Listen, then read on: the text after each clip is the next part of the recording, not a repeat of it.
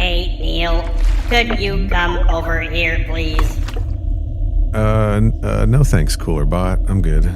Seriously, dude, I've got something cool to show you. No. I'm all right. You got something weird swimming around in your head tank, and I don't want to get near it. Hey, Kenny, come over here. I've got something cool to show you. Is it those weird, gross, translucent parasites that you have floating around in your water jug? Is that what you're trying to show me? I, don't know what you're talking about. Dude, we can literally see them from here. They have, like, long, weird, red tentacles. Come on. How do you know that they're parasites? Well, after all of our run-ins with, like, xenomorphs and crap, I decided to start reading up on parasitic space creatures. I actually managed to find a book about them. And so I figured it's important to get educated on the subject since shit keeps fucking happening to us out here in space. Reading. We don't need no education.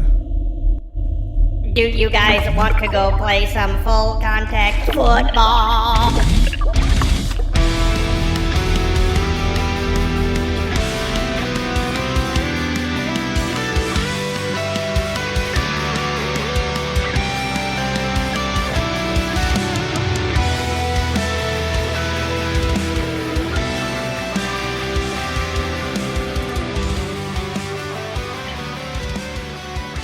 Welcome to Crew Expendable. I am Neil, the geeky Stephen King kid. And I am Kenny, who had his heart set on something cherry-flavored.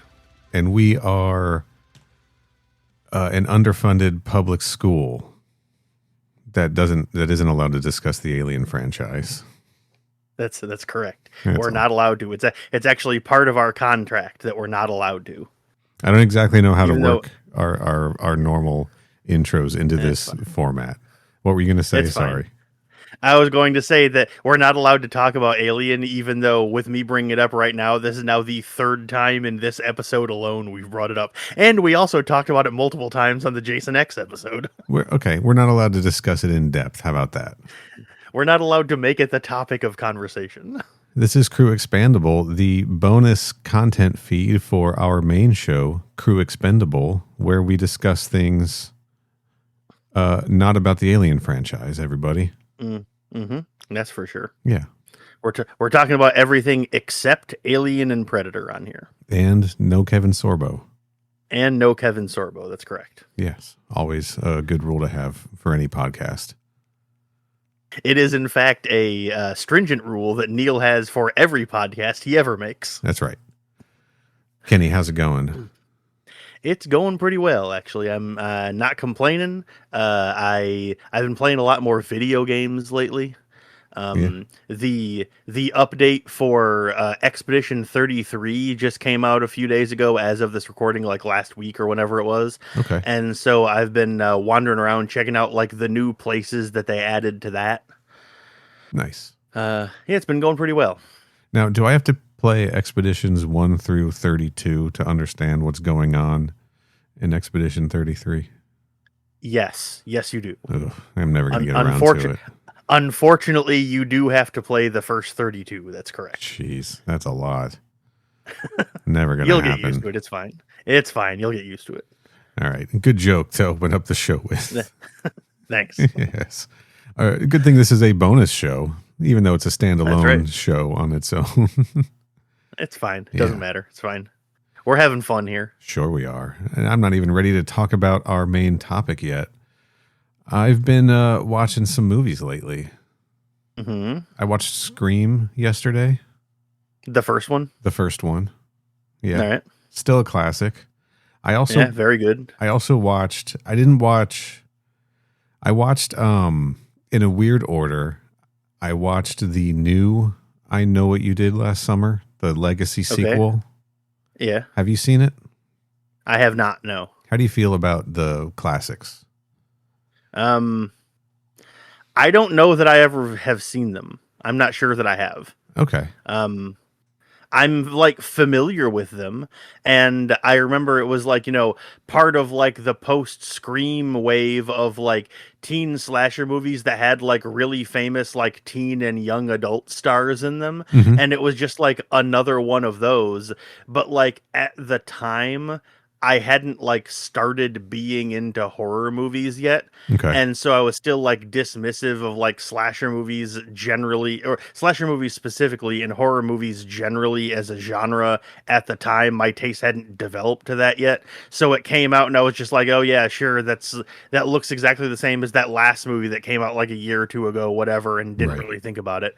And then as I got older, I did end up watching Scream, but I never did end up watching I Know What You Did Last Summer, as far as I can recall. Okay. I'm not going to spoil anything here for anybody. I watched the new one, and then I went back and watched the first one, right? Because the new one is a sequel. And Okay. not great. The new one's not good? No. All right. No, not good in terms of like how the newer Scream movies are pretty good if you're a Scream Yeah. fan. I also think they're pretty good. Yeah. Pretty good to very good. Yeah. The new I Know What You Did Last Summer kind of sucks. Kind of written pretty badly in my opinion. All right. Kind of made poorly. Just kind of a letdown. And it's not a franchise that ever hit the cultural, penetration. It never had the cultural penetration that Scream had. It sure did. It was still, another Kevin Williamson joint, right? Mm-hmm, mm-hmm. And I think that the first two, the original two, are very good. I never saw that direct to DVD third one that is sort of not connected to them at all and is apparently one of the worst things ever made. Oh yeah, I'll always know what you did last summer. Yes. Yeah. I don't even know that I'd watch that for free. Fair. Who am All I right. kidding? I probably would. Out You of probably curiosity. would. Yeah. But yeah, just not a fan of this new one, and I guess that's an opinion kind of shared by a lot of people. Gotcha. There was one nostalgic bit where they found a way to bring a legacy character back that I was I was actually going to ask, is this movie a legacy sequel in the sense of they bring back all of the surviving characters from the first one? But it sounds like no. Oh, they do. They bring Freddie Prinze Jr., Jennifer Love Hewitt back. They have prominent roles in it, even though we're following a new cast of young, not teens, but I think post-college kids. So, like, the original characters from the first one, although they're in the movie, they're not the leads anymore. Okay, got it. No, they get dragged into everything, though. In addition to watching those, I also watched From Dusk Till Dawn, Uh-huh. which is a certified banger, Mm-hmm. even though Quentin Tarantino is involved. He sure is. And I watched a less certified banger, From Dusk Till Dawn 2, Texas Blood Money. Huh? You're continuing to rattle off movie titles that I am in no way surprised you watched. Okay. Yes, that is correct. Yeah, From Dusk Till Dawn, a fantastic movie, directed by Robert Rodriguez, of course. And From Dusk Till Dawn 2, not directed by Robert Rodriguez, but starring Robert Patrick. Hey, all right, that's fun. I Know What You Did Last Summer, written by Kevin Williamson. Are you seeing the dots I'm connecting here, Kenny? I'm seeing them. Yes, I am. I'm just surprised you had time to watch like 5 movies yesterday. Well, this wasn't yesterday. This has been over the past couple of weeks here. Okay, I gotcha. All of these dots are connecting because our topic for today is, of course, the 1998, in my opinion, certified banger, The Faculty, directed by Robert Rodriguez with a screenplay by Kevin Williamson, featuring in the cast Robert Patrick. So, in your opinion, this movie is a certified banger, huh? This is a movie, I think I've said this other times. I think I said it on Crew Expendable. I watch this movie probably twice a year. All right. Once or twice a year for sure. I and this is a movie where I'm going to give my opinion right up top here because that's what we do now on our shows. It sure is. This, you mentioned the teen boom, the boom of teen slashers, right? Yeah.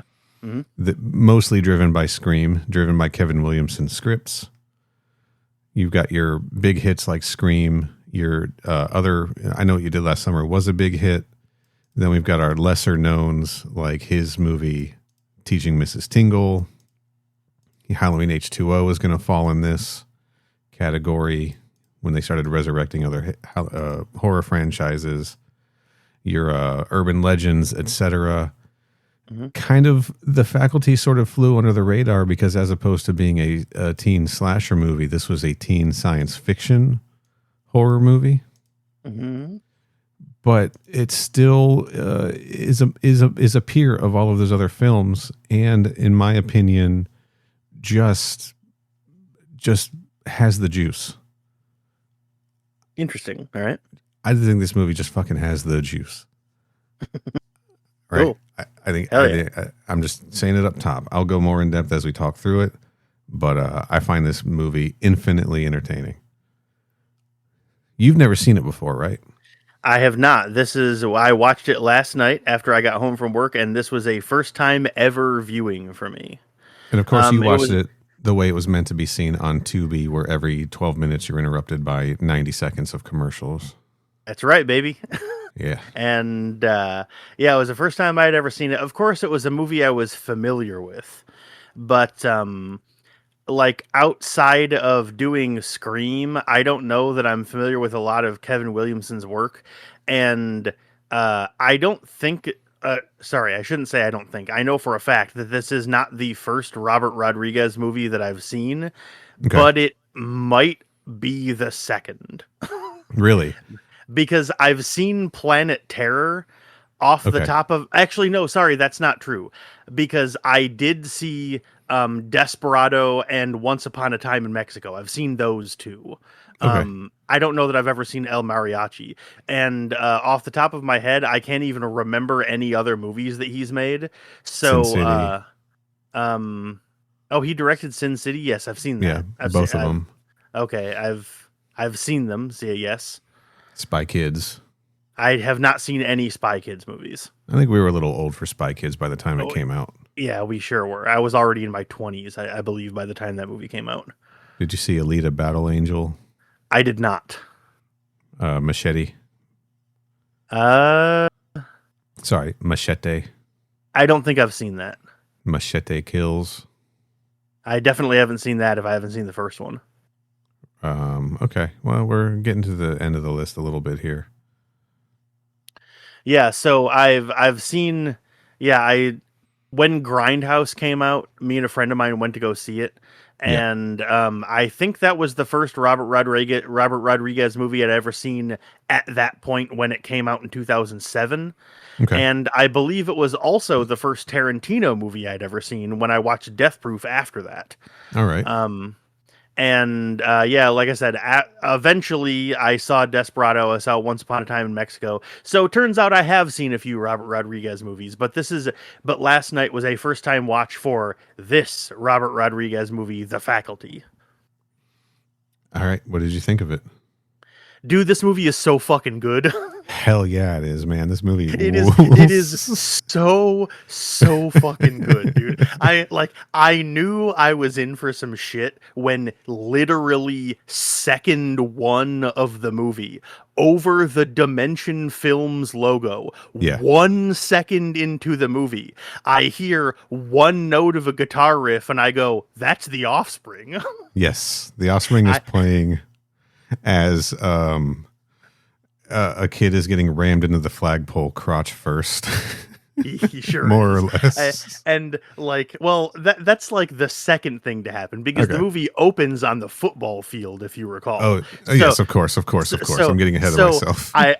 the second one of the movie, I hear The Offspring, and I go, "Holy shit, is that The Offspring?" And then, like, second 5, when the actual movie starts, I go, "Holy shit, is that Robert Patrick?" And then the first line of dialogue in the entire movie is him going, "God damn it!" And I was like, "All right, great first line." And then, like, 4 seconds after that, they show the teammates walking away, and I go, "Wait, is that fucking Usher?" Yep, Ursher's in this, everybody. I like the first 45 seconds of the movie locked me in and made me go, "This might be the best movie I've ever seen in my life." Yeah, and you were married to it ever since then. I like and then fucking Elijah Wood shows up and I went, "Holy fuck, Elijah Wood is in this?" And then Yep. they show a character who I look at her and I go, "Oh man, okay, I know that fucking face. I know who she is. I cannot fucking think of who it is." And then it shows her, and then she turns to the character next to her and smiles. And then when she does, the movie freeze frames and her Chiron, like her name pops up in a Chiron. And the Yes. moment they show her smiling at somebody, I look at her and go, "Oh, that's Jordana Brewster." Okay. Yep, in her first role. It is, dude, this movie has one of the most stacked casts I've ever seen in my entire life. It's a great cast with great chemistry. We'll go through it a little bit. It's kind of nuts. But yeah, this movie is so good. I had a great time. I literally, at one point, I wrote in my notes about 2/3 of the way through the movie, there has not been a single scene in this movie I haven't liked. And that turned out to not be true. There was one part of the movie at the end that I wasn't a big fan of, but like otherwise this movie has like no wasted time, no wasted momentum. Like it locks the fuck in immediately and just keeps it going the entire time. Dude, even Shooter McGavin is in this movie. Yeah, he is. And they do was it Jon Stewart's character? No, it was Robert Patrick's character does the finger guns to him. He sure does. Yeah, a direct reference to the Shooter McGavin thing. Like there's all kinds of little Easter eggs in this movie too. Speaking of which, as you pointed out, Jon Stewart is in this movie. Yeah, Jon Stewart's in this movie. Here's the thing. Robert Patrick is in this movie, obviously famous as a T-1000. Jon Stewart is in this movie as a character named Mr. Furlong. I believe his actual name in the movie is Edward Furlong. I would not be surprised. Again, they just stacked this screenplay and with all kinds of Easter eggs and the performances and everything. We won't go into all of those details because we're going to definitely miss some if we try. Yeah. But this movie's a great time. Just so much fun to watch. Like and so Selma Hayek weird. shows up. Yeah, Selma Hayek is in it. Famke Janssen is in it. Famke Janssen's in it. Clea Duvall, who popped up in all kinds of movies. Yeah, she's fantastic. She pops up in all kinds of movies at this time. She is my other girlfriend that's not Mary Elizabeth Winstead. Okay. So the moment she showed up, I was like, Clea Duvall is in this? I have some bad news for you, Kenny. She's an open lesbian actor, so she may not be interested in you. So I know, don't worry. I am aware. What's fascinating in this is that she's an openly lesbian actor playing a straight character pretending to be a lesbian character. She sure is. And that was, I don't want to say necessarily that was a weird choice, but it was a choice where while they were making it, I was like, I'm not sure that they ever fully justified making that decision. Yeah, it was 1998. It was a little bit of an odd, I don't even know how to. I see what they were going for, but like, I'm not sure they necessarily needed to do that. But again, we don't really need to talk about that right now. This movie's great. That's what matters. Yeah, we didn't need the storyline where she ends up with Stan, right? Yeah, we sure didn't. But, yeah. Anyway, yeah, this movie's again, I think infinitely entertaining, and I think honestly, Robert Rodriguez probably the perfect director to make this movie. Mm-hmm. I am generally a big fan of Robert Rodriguez's work. I'm not going to say across the board. I don't think he's a perfect director, but he's a director early on when I started paying attention to things like who's directing films. He's a director whose work I kind of latched on to. Him and, to nobody's surprise, Sam Raimi are two of the guys that I like latched onto pretty quickly, and it was largely because of like their unconventional and independent ways in which they like make their movies and film things, right? For sure. And I just find it really fascinating, and I think it makes for interesting results. And he shot this right after From Dusk Till Dawn, so he's a very efficient filmmaker also, which I think is why a lot of actors like to work with him over and over again, because they know he's gonna get them in and out, right, and get projects done fairly quickly. So you'll see, Elijah Wood pops up in Sin City, and Salma Hayek worked on From Dusk Till Dawn, and then came and worked on this, and Once Upon a Time, or she did pop up in Once Upon a Time in Mexico, but also worked in Desperado, and yeah, he repeats with actors quite a bit. Robert Patrick then worked with him on the From Dusk Till Dawn TV series, and of course, Trejo. Yeah, Danny Trejo works with him all the time. Yeah, he was not in this movie. I'm trying to stick to this cast. Josh Hartnett pops up in Sin City as well. Yep. He likes to, people seem to like to work with him over and over again. I think just because he just like gets the business done, For but his movies have this like weird look to them a lot of times. And for a movie where the story is everybody is being taken over by alien parasites and becoming it's Invasion of the Body Snatchers, right? It's their personalities are changing. So their behaviors are becoming alien, and everything is looking not quite right. It makes the world feel alien, like the world that we're introduced in the beginning of the movie is just like this insane school where people are fighting and car accidents are happening in the parking lot, and they're getting out nobody of the cars seems to give a shit.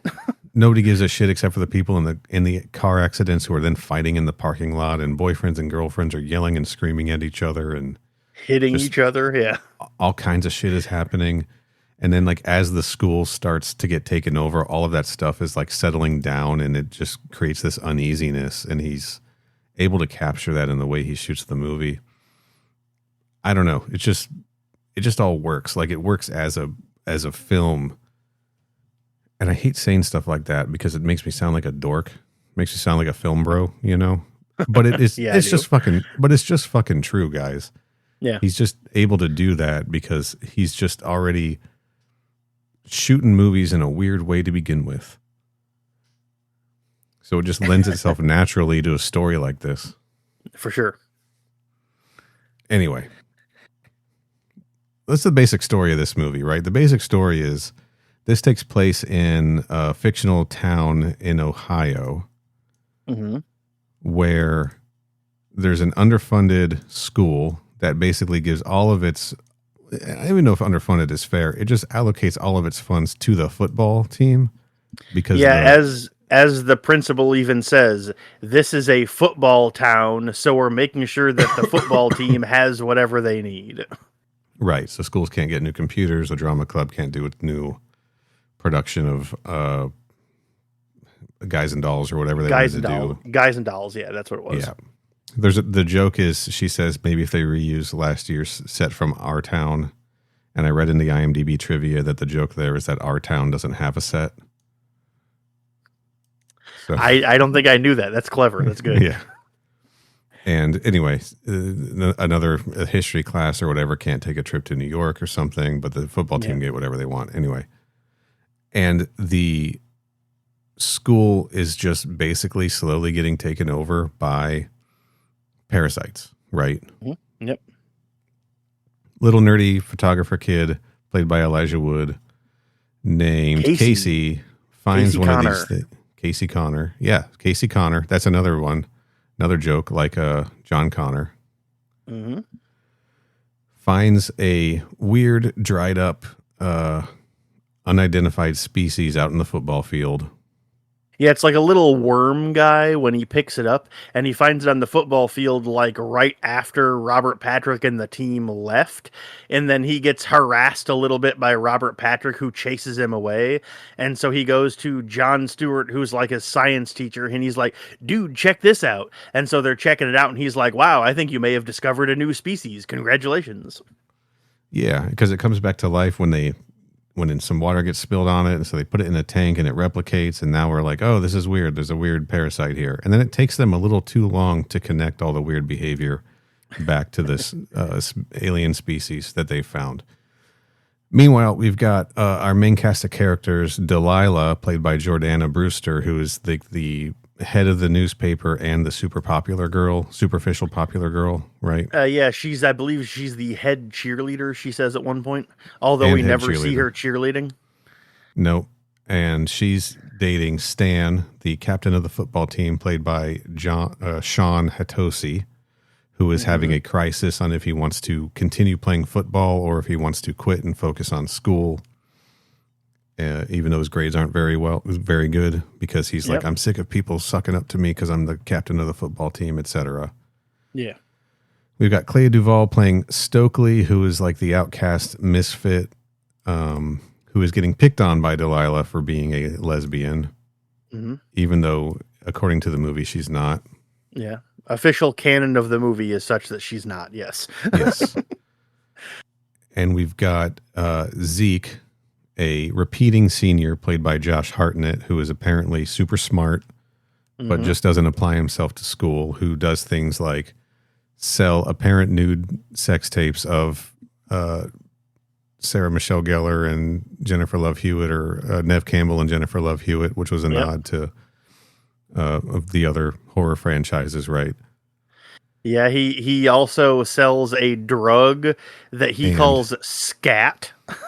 A recipe of his own making, a drug called scat, which is a white powder he sells in these, those clear pens that they sell? Yep, he sells those and sells fake IDs and all this kind of stuff at the school. And he drives a Pontiac GTO, like a vintage 1970s Pontiac GTO. Also, I want to point out that he cares so much about selling scat to students that he even came up with a catchphrase for it, which is, quote, scat guaranteed to jack you up. I just want to say he really needs to keep working on that slogan. Well, yeah, it was 1998. That kind of shit was cool at the time. I laughed out loud when he said that. I was like, that cannot be your catchphrase, dog. That's our main. And then, of course, the brand new girl at the school, Mary Beth Louise Hutchinson, transfer student from Atlanta, played by Laura Harris, who is just trying to fit in, right? She sure is, and she's having a little bit of a hard time of it at first. Yes. So this misfit cast of characters are the only ones at the school who realize something weird is going on, as all of the teachers and then all of the student body get taken over by these alien parasites. And they're the ones who figure out what's going on, and they got to figure out how to stop it. And it just so happens that you can stop it with this drug, this scat drug, because it's a diuretic, and these alien parasites are reliant on water. Yeah, because turns out that scat is effectively just crushed up and powdered caffeine pills. That's the main ingredient, yeah. I think he put some other stuff in there, some household chemicals and stuff. Yeah, as he says, some household chemicals, yeah, but it's mainly it's mainly crushed up caffeine pills. Right. And so that is the reason why when somebody who is parasitically infected inhales it, as they say, sniff it, it kills the parasite, because the parasites rely heavily on hydration, like Cooler Bot. Yeah. And so, yeah. It's a reverse signs. That's right. Yeah. We have a reverse signs going on. While we're on the subject, I don't really want to watch Signs for this. I don't like that movie. That's fine. But That's we could fine. probably, we could do it sometime, maybe. I do kind of like it, but not enough to make you watch it if you don't. So I don't care if we don't do it. When we run out of stuff to do, we can be like, all right, it's Signs time. Science time, baby. Anyway, that's the gist of the movie, right? Yep. I guess they figure out at one point that there must be a queen, and that if they kill the queen, it'll release everybody from the parasites, because parasites themselves are not entire, like, they're just a part of the organism. They're not whole organisms themselves. I should point out, they don't figure out that there is a queen. They assume and guess that there is a queen and operate under the assumption that if they stop the queen, everyone else will go back to normal. They don't actually have any evidence of this. They just guess that that's hopefully what's happening. Right, because Clea Duvall's character, Stokely, is a sci-fi nerd, right? She reads Robert Heinlein, Puppet Masters, and she knows Body Snatchers, and so that's a ripoff of Puppet Masters. And in Puppet Masters, it was a parasite, and in Body Snatchers, I think if you kill the main one, it releases everyone. And then they start using the word queen. Mm-hmm. So we're talking about a queen alien of parasitic creatures, and that's why we're doing it on the show, everybody. That's correct, yes. There we go. There's the connection. Kenny, I think I'm getting sick. You know how you felt like you were getting sick on our last Crew Expendable recording? Yeah, I think I'm getting sick. I turned out to not be, actually. As of now, I actually feel fine. So I thought maybe I was, but I don't know what it was, but I turned out to not actually get sick after that, so. We've been having something going around at work, several people, and I think it might have caught me, because I'm headachy right now, and I'm congested. I took some medicine. We're gonna keep going, everyone.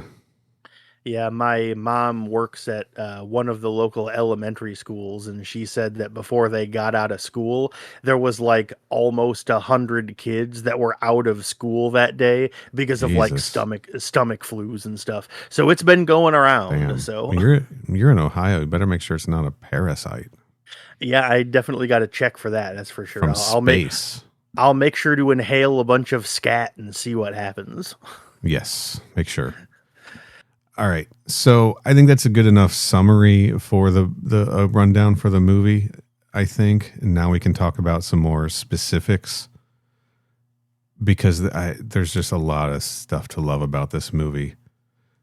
There's only one thing in my book to hate. All right. And it's Zeke's character. Okay. Who's a little bit up his own ass for my taste.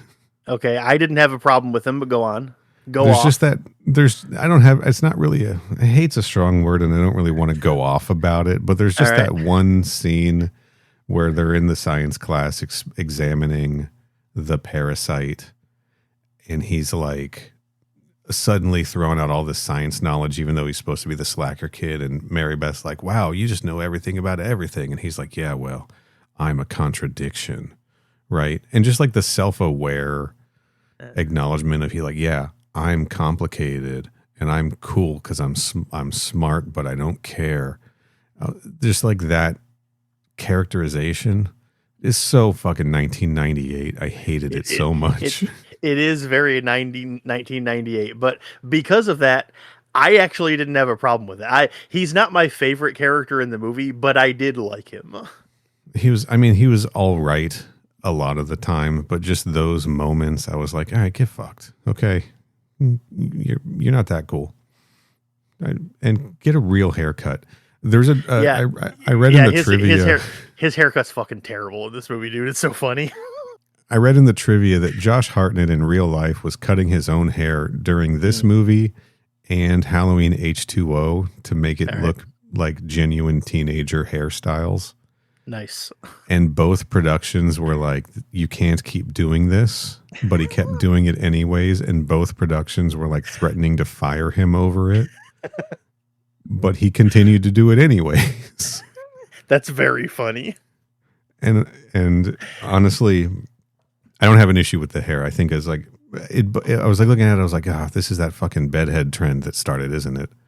No, I mean, like, when I say his hair looked terrible, I'm not like, oh, I'm crossing my arms and I hate it. It sucks. It looks terrible, but it's very funny, and so I think it's more charming than anything else. Yeah, but it worked. I mean, it worked for the character and it worked for the role in this movie, I think, more than H2O. Like, which was he showed up. Previous film, his first film. he showed up and I saw his hair and I went, wow, that hair is fucking awful. It looks terrible. And then 10 seconds later, I was just like, all right. And then I just wasn't thinking about it anymore. I didn't even notice it after a few seconds. I was like, this is just who the character is and what he's like. All right, that's fine. For some reason, and again, I watched this movie a week or two ago, and then I watched it last night. So I've seen it several times this year now. I probably watched it 4 times in 2025. All right. 5 times, probably 5 times in 2025. This is the first time I've been like, that fucking hair. And it was before I read that trivia piece. It wasn't like the trivia piece triggered the acknowledgement to me. But last night, for some reason, I was like, that fucking hair. And then I was browsing trivia right before we started recording. And I was like, this is a fucking hair. It's his fault. He did this. Anyway, I was pointing at my screen as I was saying that just now. Like anyone can see me. Fair. His character just bugged me a little bit. Just that archetype is I'm kind of tired of it, I guess. But that's my fault for watching mostly movies that came out between 1997 and 2001. Yeah, that'll do it. Really, I'm the one to blame. That's probably correct, yeah. But anyway, I don't know. This movie's just great. The archetypes are also overblown in general. I can't just like blame him for it, right? Like poor Elijah Wood. He's just like a little guy. Literally a little guy. And everyone just hates him for no reason. And he's just bullied by everyone. He's the kid getting slammed crotch first into the flagpole by like 4 dudes in the opening. He sure is. Multiple times, dude. They hit him like 4 or 5 times against the flagpole. We meet him at the beginning of the movie getting off the bus. And then he gets like I don't know, like elbowed or something. And then the camera like keeps moving on to some of the other kids. And then we catch up with him again, getting rammed into the flagpole. And then the camera keeps moving in through the school. You know, Rodriguez is really good at these like long shots, these continuous shots that feel like one shots, whether they are or not. You know, they feel continuous and sort of flawless, like seamless rather. And then the next time we see him, he's in the bathroom stall, like hiding and like nursing a bloody nose.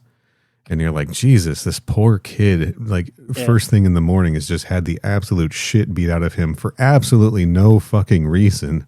Yeah, because like normally a character like that in a movie like this would be beaten up because he's like a nerd, you know, and like, you know, stereotypical, like, you know, big glasses, carries a calculator around and cares about math and fantasy books and stuff. He doesn't do that shit. He's just like a normal, regular, small kid that likes to just go around with his camera and take photographs of stuff. He's not even doing anything wrong. He's not even like offensive socially to people. He's just kind of there and for no reason at all is the one everyone constantly picks on all the time.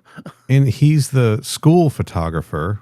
He has the camera. He works with Delilah, with Jordana Brewster's character, the most popular girl in school, right? There's multiple times they're seen talking to each other about school newspaper stuff. He's not even the science fiction nerd, right? That's Clea Duvall. That's Stokely. Yeah. Stokes to her friends when she has some. I like that. I like that everyone calls her Stokely, and then as they bond through the movie, they start calling her Stokes. Yep, I thought that was pretty fun. The poor guy just gets the absolute shit just beat out of him in the first like 4.5 minutes of the movie. Yeah, and speaking of the scene where he's like plugging up his nose to staunch the bleeding, that scene happens. The reason we go in there is because Josh Hartnett is selling scat to 2 people. One of them I didn't recognize, and unfortunately, the other one I did. Yes, heavily convicted rapist. Yeah. Danny Masterson is in this movie.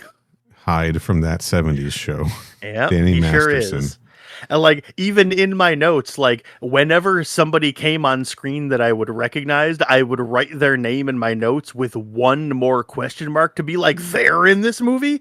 And then when I got to him, I was just like Danny Masterson ... Although that's not nearly as cool as everyone else now. Yeah, I hate seeing him pop up in things because it is like, oh, that guy, Jesus. Yeah, and it sucks too because like as someone who watched that 70s show, I thought Hyde was funny. So it sucks that he like keeps showing up and stuff and I was like, "Get out of here, man. You used to be cool." I know. He has a small role in another not nearly as good as this, but a fun movie to watch, Dracula 2000. Is that Gerard Butler is in that one? Is that him? Yeah, it is. Okay, yeah, yes, yeah, okay. Gerard Butler's Dracula in that one. Yeah, okay. And I liked it, and that's a movie I enjoy watching as well. He gets it pretty early, but then he comes back as a vampire, and then he's got to get it again. But it's just like, oh fuck, got to watch Danny Masterson fucking try to break into a sarcophagus for like the next 3 minutes. Anyway, yeah, he's credited as fuck up number 1. Wiley Wiggins is fuck up number 2 in that scene. Fuck up number 2. What a credit. There's also the boy and girl that are fighting at the beginning are credited as fuck you girl and fuck you boy. Also good. Yeah. All right. Yeah. I love that. Yeah. Yeah. Poor. Yeah.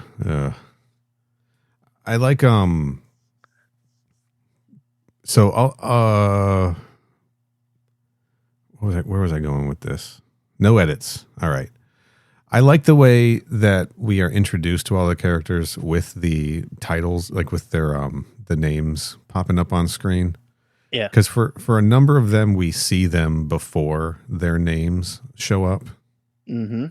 But then we see them sort of independently, and we don't really see their names show up until they've crossed the paths with one of the other characters. You know what I mean?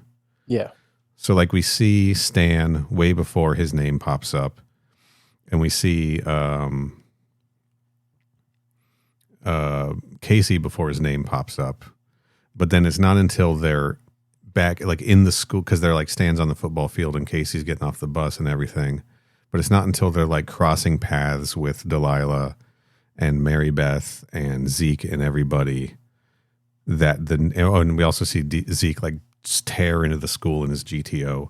But it's not until they're like in with the student body and have like started crossing paths with each other in that opening scene that we finally get all 5 of the names on screen together, or all 6 of the names on screen together, rather. For sure, yeah. And I just like that the timing on that, because then it really groups everybody together. I thought it was, speaking of which, I thought it was really funny how, before we know that it's Zeke, we see his GTO pull into the parking lot, and I went, oh no, we're dealing with the bad boy here. Like, just immediately upon seeing the car, you could tell this is the bad boy character, and then he pulls into the parking lot, and then, like, they pan up him before they show you his face, and so it was like, all right, well, based on who else is in this movie, I know it's going to be someone famous. All right, let's see who it is. They pan up, and I immediately go, Josh Hartnett is in this movie? What if you'd seen all of that and Elijah Wood had stepped out? I would have laughed really hard because I was like, there is no way he could be the bad boy, unfortunately. Like hopped off his booster seat. Yeah, in a movie like this, there's no way he could be the bad boy. I'm going to try not to get too, because sometimes I do get fixated on how Robert Rodriguez makes movies, and I don't want to be that fucking asshole. So right. I want to get out of this opening scene in this opening shot. I want to talk about the teacher, the teacher meeting, the murder scene, quote unquote murder scene. Yeah. I guess we'll talk about the end of the football practice, right? Okay. Have you ever seen a more angry football coach? I have not. No. Like I said, the literal first line of dialogue in the movie is him screaming, God damn it. Robert Patrick calls them like, I don't know what he calls them. Just he's angry to the point of he clearly has like problems with a capital P. Yeah. And like, I gotta admit, man, like, I think he might do the best performance in this movie. He screams and shouts. The veins in his temples are like bulging all of the time. He Yeah, calls them things. The reason I hesitated is that he calls them things that you would expect somebody who is playing a parody of an angry football coach to call high school students. That is correct, yes. Like just vulgar things, like yelling at them about how they get in the fucking game, you pussy, this and that's, you know? And then yeah, like I said, he might be my favorite performance in this entire movie. He was absolutely fucking unhinged, and I loved every second of it. He's playing the opposite of the T-1000, and it's working really, really well, right? Yeah. And then when the practice is over and all the players are walking off the field, he just runs over to the bench with all of the water jugs on it and just flips it over. Yep, he sure does. He's just like, fuck. And then you see him like bend down to like pick something up, and he's like, fuck it. He just like can't. Mm-hmm. He's just like too angry or too like pissed off or whatever. And then he's just like mad because the sprinklers are going off, so he just keeps trying to stamp one down. Yep. Yeah. Sure does. Fucking great. And then that's when a shadowy figure walks up behind him, and we don't see who it is. And then we cut to the teacher meeting where Fraser's wife or whoever is what's her name, the actor? Piper Laurie, is that who you're talking about? Not Piper Laurie. That's baby Newirth. Oh, BB Newirth, yes, okay. Yeah, the principal. BB Newirth, the principal. Principal Drake is talking to some of the other teachers and telling them they don't have any money for anything. Yeah. And they all leave the meeting disappointed. And then she's got to go back and get her keys, and then Coach corners her right. Yeah, and he does a very good job of being extremely creepy and menacing in this scene. Like, yes. I was actually like, wow, this guy is actually like pretty fucked up, honestly. Just like really sinister and like, I need a pencil. You look really lovely. And she's like, sleep it off, whatever. And then when he stabs her through the hands with the pencil, and he's chasing her through the school, and she's trying to hide, and he's running after her, blowing his coach's whistle. Yeah, he sure is. I thought this was like a great actual like horror scene. Me too, yeah. And then Piper Laurie's character, Mrs. Olsen, at the door, and all the doors have been chained up because the school is closed, so she can't get out without her keys, and Piper Laurie can't get in to help her. And then Robert Patrick's chasing her. Like, they get back to the door with the scissors. I know I'm skipping a lot of details here because it's just a very taut, scary scene here. And then we get the reveal that Piper Laurie's character is also somehow twisted and possessed like Robert Patrick's character, and they end up stabbing her to death with the scissors, stabbing Principal Drake to death with the scissors. Very shocking twist for the first time, I think, seeing the movie. Did you expect any of that stuff to play out the way that it did? I did not expect the principal to get killed. I also did not expect Piper Laurie to be in on it already. Like, I guess I had like forgotten the scene where Robert Patrick like turns around to like see someone shadowy standing over him, because like for whatever reason, I guess it was because he was like the antagonist we had seen up to the point in the movie. For whatever reason, my brain is like, oh, whatever is about to happen is clearly starting with him. But turns out no, I guess. Yeah. Great. I don't know, just a great scene. Yeah, really, that gives you your really kind good scene though. Like I actually have written in my notes, really good opening. It didn't see it coming with that other teacher. So, and I think if you're watching this for the first time, a movie called The Faculty, you see that and you think, oh, this is just a faculty is now turning murderous and, psychotic. That'll kind of throw you off the path of aliens are going to be involved, except very quickly we find an alien, right? Yeah, that's also true. Yes, like very quickly. But in the moment, it's gonna throw your expectations one way for the rest of the movie, and you think there's going to be a whole lot more stabbing and murdering than there actually is in the movie. Not a whole lot of stabbing and murdering in this. There isn't. Like, yeah, the action and the horror is a lot more I guess, science fiction style than slasher style, I suppose. Yeah, it's more suspenseful of a movie. It's Yeah. more like who's infected, who isn't, right? Yeah, it's not super violent, but it is gross in non-violent ways. Well, not like standard violence ways. I mean, it's still pretty violent, but not in like a slasher movie way, you know? Yeah. It's Yeah, gross in man. the way The Thing is gross, Yes, very, very much. which I assume was on purpose. So, Yeah. Oh, for sure. I mean, that we'll get to it, but that scene where they're all like taking the drug to figure out who is Yeah. infected and who isn't, mhm. 100% meant to be a reference to the blood test scene in The Thing. Sure I'm gonna, is. well, I'm going to let you speak about that in a minute, I think, Okay. because that's your favorite movie, It is, yes. and The Faculty is mine. So, Fair. just kidding. My favorite movie is Hackers. I mean, honestly, man, if your favorite movie was The Faculty, I wouldn't blame you. This is a really good movie. Like, straight up, man, I gave it 4.5 stars on Letterboxd when I reviewed it last night. Hell yeah! Now this is a movie that, like, for a long time I would forget how much I liked it until I watched it again, and it's finally like set in for me. I'm like, no, this movie, like, just let it in, man. Yeah, You know? it's good. It's real Yeah. good.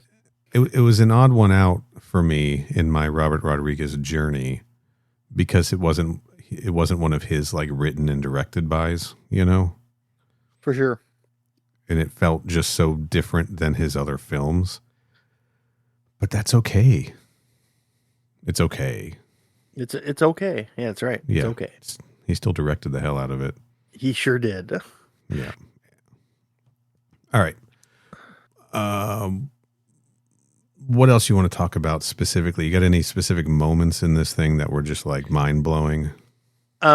When they drop the parasite into the water tank and then it grows the little red tendrils and splits in half, I was Yeah. like, okay, this guy is really, really cool. And also, suddenly I understand where the rest of the movie is going at this point. Okay. Yeah. The self-replicating Yeah, that thing kind rocks. All right. yeah. And then they've got so then we've got some teachers are infected. They're infecting the rest of the teachers, the faculty. Hey, that's why they called it that. Yeah. And then they start calling students in by influence. They decide by, like, you know, Yep. most influential down Yep. to start infecting the student body, to start then infecting their families and spreading it all through the town and everything. Right. As they say later on in the movie, the entire school got taken over by these parasites in a day and a half. So Yeah. this entire movie takes place over the course of like 2 days. Right. Yeah, we can't outrun it. We have to stop it. It's that kind of thing. And they do have that conversation because they're like, they're so reliant on water, why did they land in Ohio? Yeah. You know, and they're like, well, you know, why would if you were going to take over, I think Elijah Wood's character says, Yeah, if you're Casey. going to take over the world, the country, would you blow up the White House like Independence Day, or would you go in the back door? Right. Yeah. He also has that conversation about, you know, what if science fiction books and movies and all of this stuff was a way to desensitize us to the idea that aliens were already here. So Yeah, that we that wouldn't was believe it if it happened. that was an idea that they introduced, and then I felt the movie never really went anywhere with beyond that conversation. Like, they introduced the idea and I was like, oh, that's kind of clever, but like the movies and stuff they're referencing had been out for like decades at the point this movie was made, and so it was like, if they're saying that the entire time, even back then, aliens were making these to like desensitize us to it, that means the entire world would have already been taken over by aliens by the time this movie took place, you know? Right. Well, maybe different kinds of aliens though, right? That's true. That's But true. it didn't go anywhere either. It's also because he mentions Heinlein in that, I think. He also mentions Emmerich. He specifically mentions Roland Emmerich and Independence Day because that was such a smash hit at that time. Yeah. Boy, we kind of got over that as a culture, didn't we? Yeah, I mean, it was a big deal for a little while, and then when the second one came out, nobody fucking cared, and so that was it. Yeah. That idea of also like aliens are real stories existing and being told to sort of prepare us or desensitize us. I think that was an idea that then Ernest Cline used in Armada. All right. To explain like our desensitization. Like, no, we've been telling those stories for forever to prepare the country for an alien invasion. Sure. It's fun, but it's a fine idea. It doesn't really work. It doesn't really make a lot of sense in the context of this movie because, like I said, Casey says that they took over the entire school in a day and a half. So if they're like I said, if he's positing that aliens wrote this decades ago, then considering how fast they took over the school, the entire world would have already been taken over by various forms of aliens. So it's an interesting idea that the movie never really elaborates on and never goes anywhere with, and it never really comes up again. So I'm kind of wondering why it was there in the first place. I'm going to do, this will be my thing for this show. You know how I like to reference the Alien Covenant Origins on the other show. Uh-huh. I'm gonna reference Freddy versus Jason on this show all the time. Okay, that's fine. It's like that scene in Freddy versus Jason when they're all sitting around in the basement trying to figure out what's going on, and the Lori, the main final girl in that, goes, "Wait a minute, Jason died by water, Freddy died by fire. How can we use that?" It just feels like an idea they had for the script that they just liked the concept of, but didn't really know how to tie it into the actual plot of the story. But they were like, I just like this so much, I want to keep it in, even if it doesn't go anywhere. It doesn't mean anything overall. That's fair. Yeah, it's just an empty sort of. This is just too interesting of an idea. I got you. That I got to keep it in. I just like it. I'm just proud that I wrote this. This is for me. So, even if it's not fully explored. There is a scene where Casey and Delilah sneak into the teacher's lounge to investigate, and they end up having to hide in the closet when the coach and the other teacher come in, and we see them drinking a whole bunch of water just over and over and over again. And then the nurse comes in, who is played by Selma Hayek, and they kill her and then end up placing a parasite inside of her head, Animorphs style, and it brings her back to life. That'll be your thing. You'll just keep referencing Animorphs every chance you get on everything. Well, I mean, here's the thing. It is a parasite that they explicitly show entering through people's ears and then taking them over. They're yerks, man. That's what they are. Okay. And that's literally what yerks do. So I still haven't read any Animorphs. I got to believe you on this one. Nurse Harper. Yeah, I mean, in Animorphs, they're more like slugs.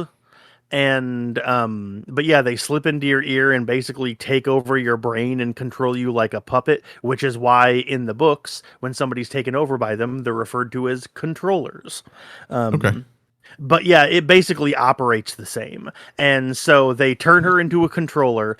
And then while they're in there, the really old teacher who earlier on in the movie, when in a scene we forgot to mention, the football player, Sean or whatever his name was, was in the shower, and he basically gets like attacked by the really old teacher whose body is like breaking apart and rotting away.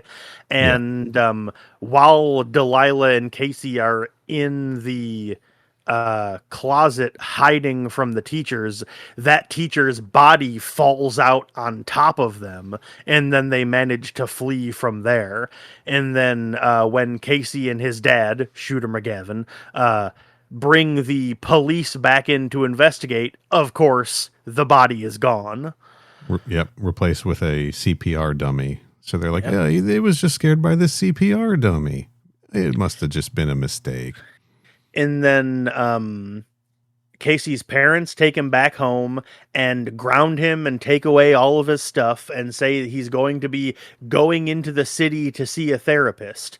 And his dad is going through, he's like, no more music, and takes the boombox, no more internet, and takes the, the router away from his computer. And The then external, it was 1998. It was an external dial-up modem.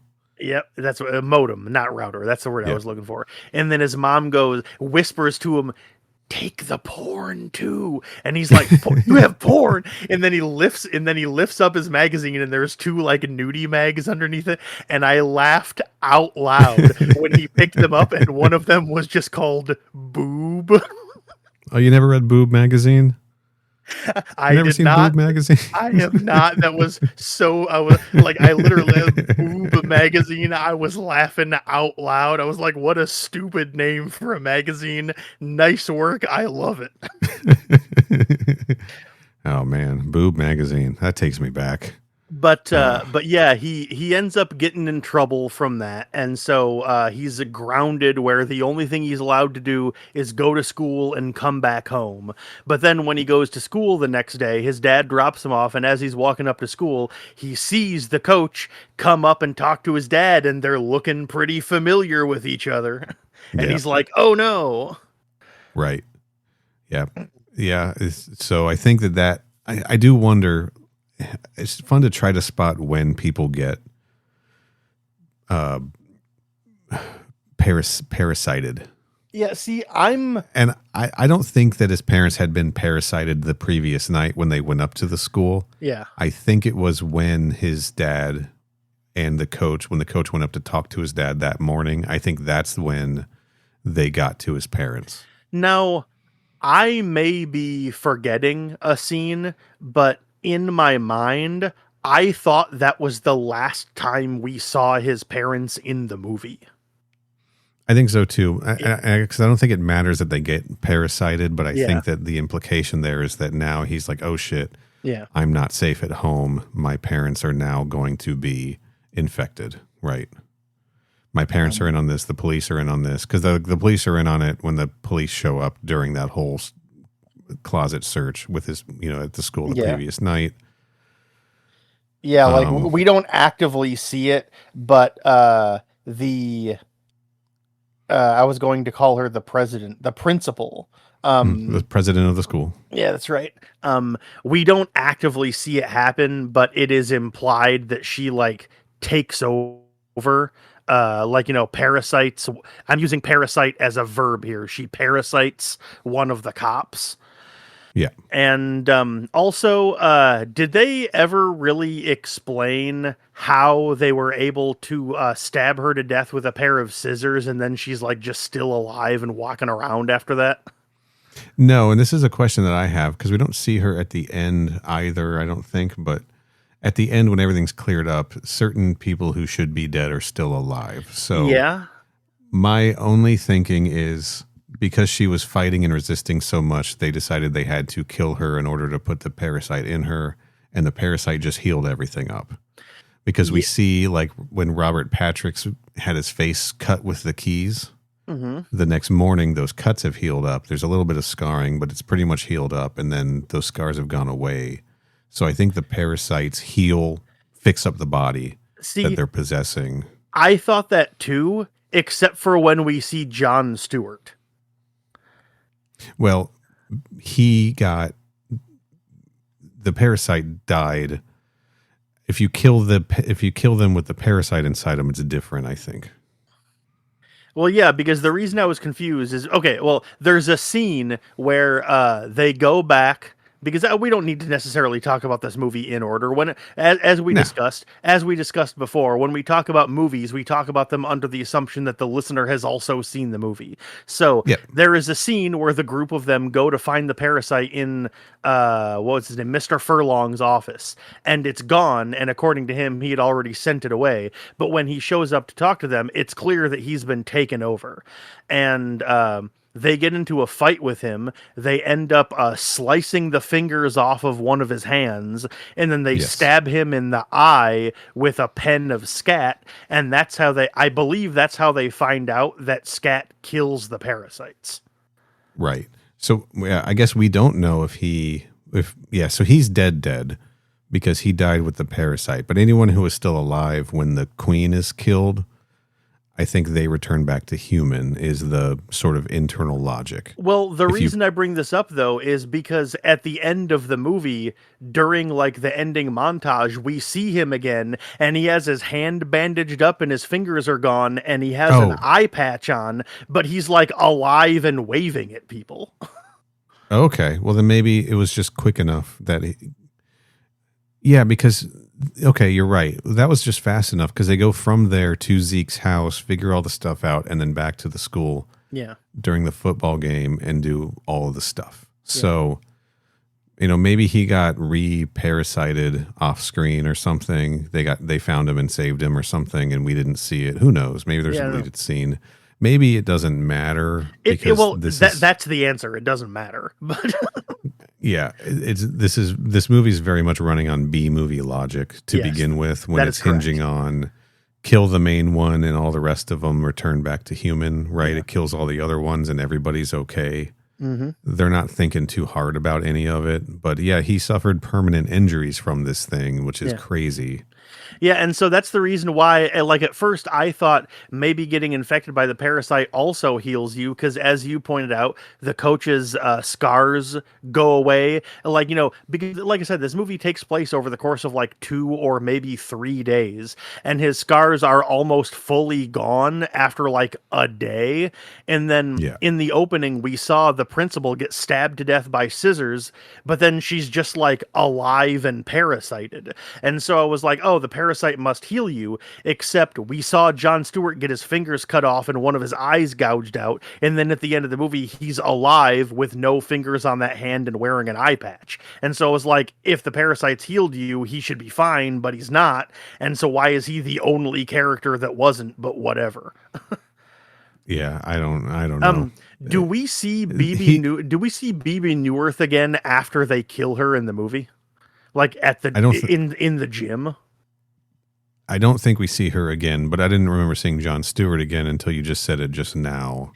Yeah, and I watched this movie twice in the past couple of weeks. So yeah, because you know what? But you saying that reminds me that I've seen him in the past. So yeah, listeners, if you forget, there is a scene in the gym where they tie up the principal.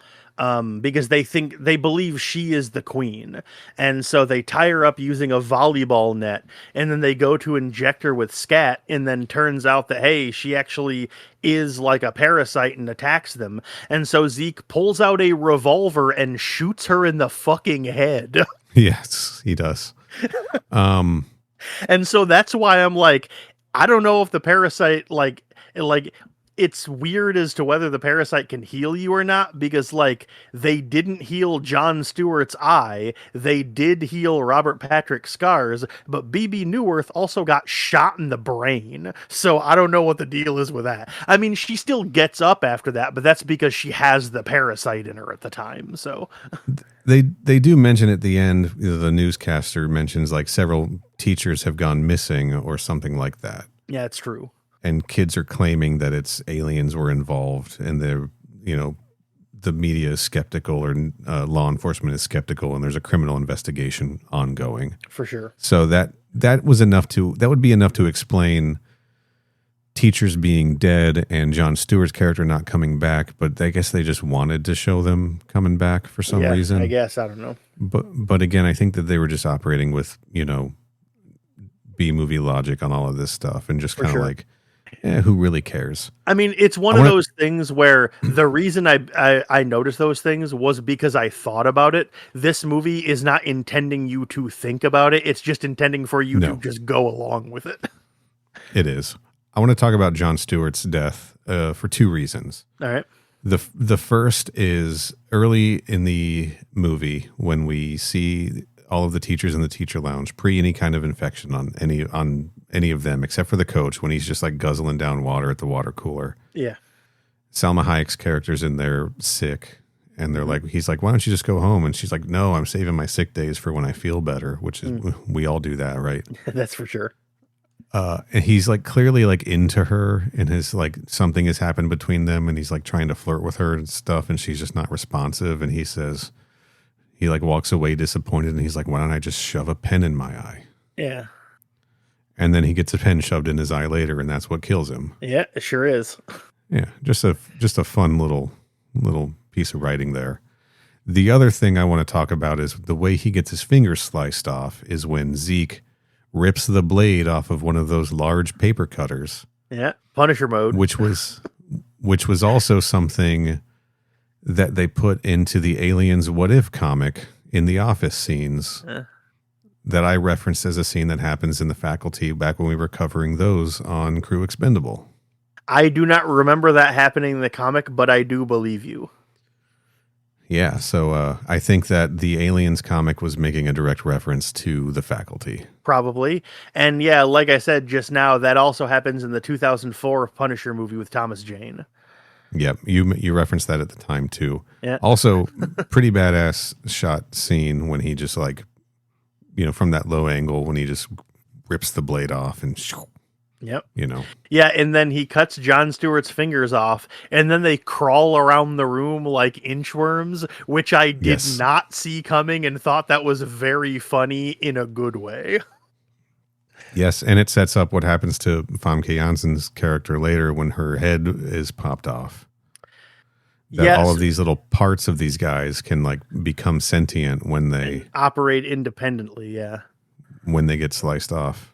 Yeah, speaking of her, she has a very weird character arc because she's obviously like, the nerdy, unconfident teacher, and like they try to make her look frumpy by putting like big glasses on her and giving her bad hair, but like it's Famke Janssen, you can't do that, Like she still looks like Famke Janssen.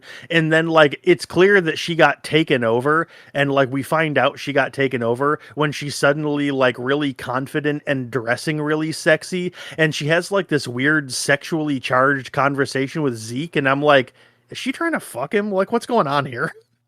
Well, I think it's like when she was regular teacher mode and not alien teacher mode, Zeke kept sexually harassing her, including in the middle of class. He does do that. Yes, that's correct.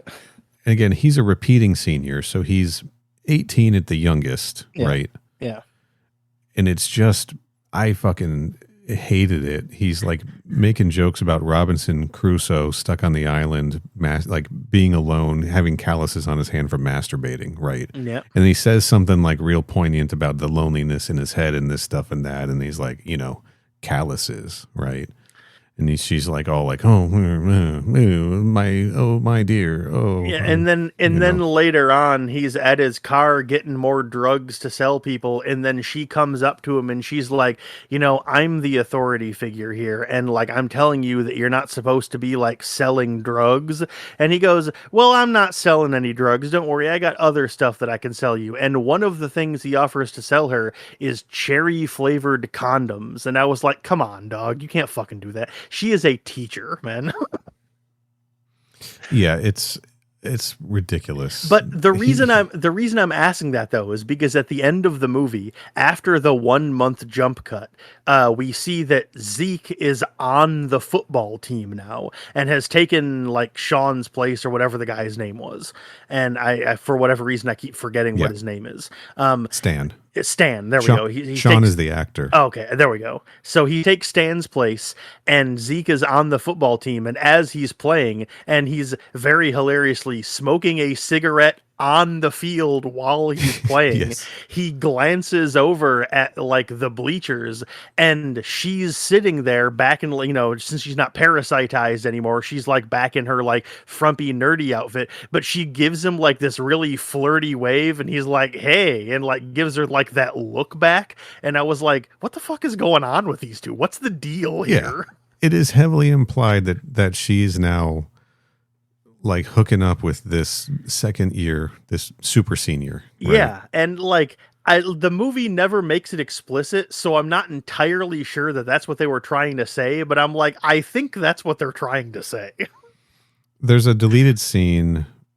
It plays in the broadcast, like the network broadcast version of this, I'm sure, to pad the time because there was stuff they had to cut for content, where apparently she walks up to Zeke, takes one of his scat pens, and then snorts it also on school grounds during school time. Sure, why not? I guess. So yeah, they're a very inappropriate relationship between this student and this teacher, no matter what his age is. Yeah. And Yeah, I get that because- she's supposed to be like a young teacher and he's an old student, but it's still Yeah, the thing of not right. because the thing of it is that like it's not like the reason relationships like that are problematic isn't just because of the age gap. It's also just the very nature of one of them being a student and the other one being a teacher. So it doesn't even matter if they wrote a story in which the two of them are the same age. It's still weird because she's a teacher and he's a student, you know? Yeah. So I don't know what the deal was there. I mean, I guess good on him for getting it, but like, you know, in the context of the movie, it's not treated as weird. But almost 30 years later, I'm like, what are you doing, dog? I know, it's crazy. I again, that's another reason I'm not crazy about the Zeke character. It's just kind of gross. And like the whole excuse they try to make for him is like his parents are always running away. They show his house and it's fucking gigantic. Mm-hmm. But and he's like, you know, my parents, they just ignore me all the time. They're always out in Europe or Yeah. you know, Japan or wherever the fuck. They just don't even care about me. He's, you know, just this poor ignored rich kid. Yeah, and who, that's like the excuse the movie gives for why he's able to set up like a meth lab in his garage. Basically a meth lab in his garage that he steals stuff from the school to make it. And, Mm-hmm. you know, I don't know. Whatever. Yeah, whatever. There is also a scene because, you know, like you said, they're at the school and then they leave the school and then have to come back during the football game because they Yeah. believe that the principal is the queen parasite and they know that she's going to be there, so they come back during the football game, and like during the football game at the school is like when everything else and when the whole climax of the movie happens. And there is a scene where Stan, I remember his name now, believes that, you know, because they've already taken out the principal. Go ahead. No, nothing. Okay. Go ahead. They already take out the principal, and they've already taken her out, and so he's like, shit, well, I don't know. Maybe Stan's like, maybe it's the coach. I'll go confront him. And so he takes like the last of their scat that they have and goes to confront him. And like when he walks up to the coach and like all of the other football players, it's raining outside, and there's this really cool shot of them standing there and they all have their faces like upturned to the rain, and like his face, like the coach's face, kind of like becomes like alien and demonic, like flashes of it, and like the red tendrils are like coming out of his face, like absorbing all of the rain, and just that shot just looked so fucking cool, man. Yeah, all the little tentacles sticking out, and yeah, it's oh God, can we talk about the football game right now? Yes. When they go back to that, remember this is a football town, so they go back to the school, and it's football night, right? And the whole town is there. Yeah, and and the whole football team's been taken over. And yeah, by the way, ever since Stan quit the team, his replacement as captain of the football team is Greg, who is played by Usher, who, considering he's one of the first characters we see in the movie, I was hoping he would have a lot bigger of a role, but he's only in like 3 or 4 scenes in the movie. Yeah. I wish he had been in it more, but yeah, Usher is now the team captain of the football team. And we get this extravagantly shot bit of football, fireworks going off, right? Just literally, like body hit after body hit. Coach telling him, get out there and take his head off. You know, take him apart. People in the stands throwing up signs that say, kill him, kill them. Right, chanting and screaming to just destroy this team. As they're tackling the other members of the team, they're dropping parasites into them, so they're starting to spread it outside of their town into the next town. Yeah, I thought that was actually pretty clever. Where, like, we will see one player on the other team, and they get tackled by like five dudes at once on our team, Yes. and I was like, "Huh, that's weird." And then turns out it's because they all pile on top of him, so that the bottom one can be hidden from sight to take a duplicate parasite out and drop it into his ear. And I was like, "Oh, that's actually pretty clever." Yes. Just like All doing it of right there openly on the football. I was about to call it a football court. Listen to me, yeah, football field. the football court. That's right. All of this happening, extremely visually striking. All of this set to a cover of Pink Floyd's "Another Brick in the Wall" Part 2. Mm-hmm. Do you know who recorded this cover, Kenny? I actually do. It is a band that, from my understanding, formed together just to do this song for the soundtrack. That is called Yes. Class of '99. Yes, they called themselves Class of '99 for credit on the soundtrack and the music video. I'm going to read some names here for the audience. All right. We've got Matt Serletic of Collective Soul on keyboards, Martin Lenoble of Porno for Pyros on bass, Stephen Perkins of Jane's Addiction on drums, Tom Morello of Rage Against the Machine as lead guitar, and Lane Staley of Alice in Chains on vocals. Yeah, sure is. This was Lane Staley's last vocal recording, I believe. I wouldn't be surprised. Yeah. He passed away like a couple of years after this. I watched a video very recently about the putting this together. I don't know how factually accurate this is because it was a video I watched, and this is now me remembering what I watched in the video. I could not track it down to double check. I believe the way this went is all of the members got together, everyone recorded their parts, everything was all set to go. They were trying to get Lane Staley into the studio. He was late. They couldn't get a hold of him for several hours.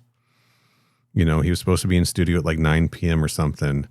Hours and hours are going by. They can't find him. They can't get a hold of him. He finally rolls into the studio at like 2 a.m. Mm-hmm. Just they have to get some McDonald's in him to like get him back, right? Yeah, it sounds like Lane. All right, yeah. They get him in the booth, and he lays down his vocal track perfectly on the first try. Yeah, that also sounds like Lane Staley, yeah. And he's out of there. It was it's a pretty great cover, honestly. It was released as a single, and it's just an excellent soundtrack to this scene in the movie as well. Just like the perfect use of it as well. Yeah, there is a scene that really makes me laugh. One shot in particular that I really like because, like as you said, the whole point of this is that the football players are like trying to take over the players on the other team. So they're being like needlessly, like unnecessarily brutal and violent to them. And there is one scene where I think it's Greg just straight clotheslines a guy, yes. And he does a complete like backflip before landing on the ground. Yeah. Yeah, it rocked.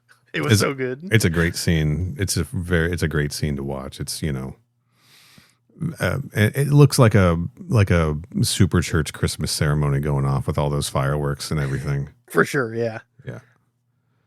Anyway, do we want to reveal now who the actual queen is? We talked about who they thought the queen was and who it wasn't. Yeah, it turns out it's not the principal, and it's not the coach. Oh, wait, hey, wait. Before we do that, man, we got to talk about the nose snorting scene back at Zeke's house. Oh, yeah, that's right. Yes, we did mention we were going to talk about it later. They pull a scene directly from The Thing where they start getting paranoid with each other about like, hey, how do we know that one of us isn't it and just isn't parasited and not just telling everyone?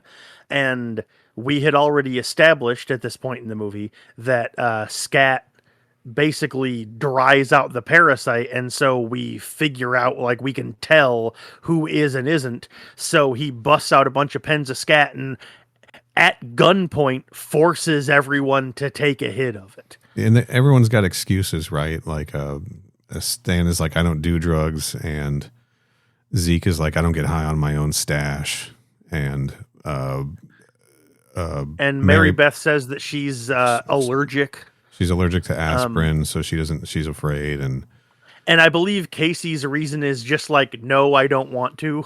Right. But he ends up being the first one to do it, and he starts tweaking out like crazy.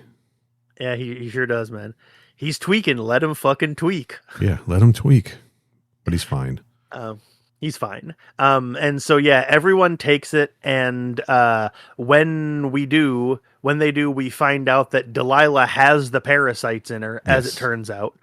She takes it and then immediately starts freaking out and falls over. And then when she stands up, you can see like a whole bunch of parasites like running around underneath her skin, which was a really cool effect.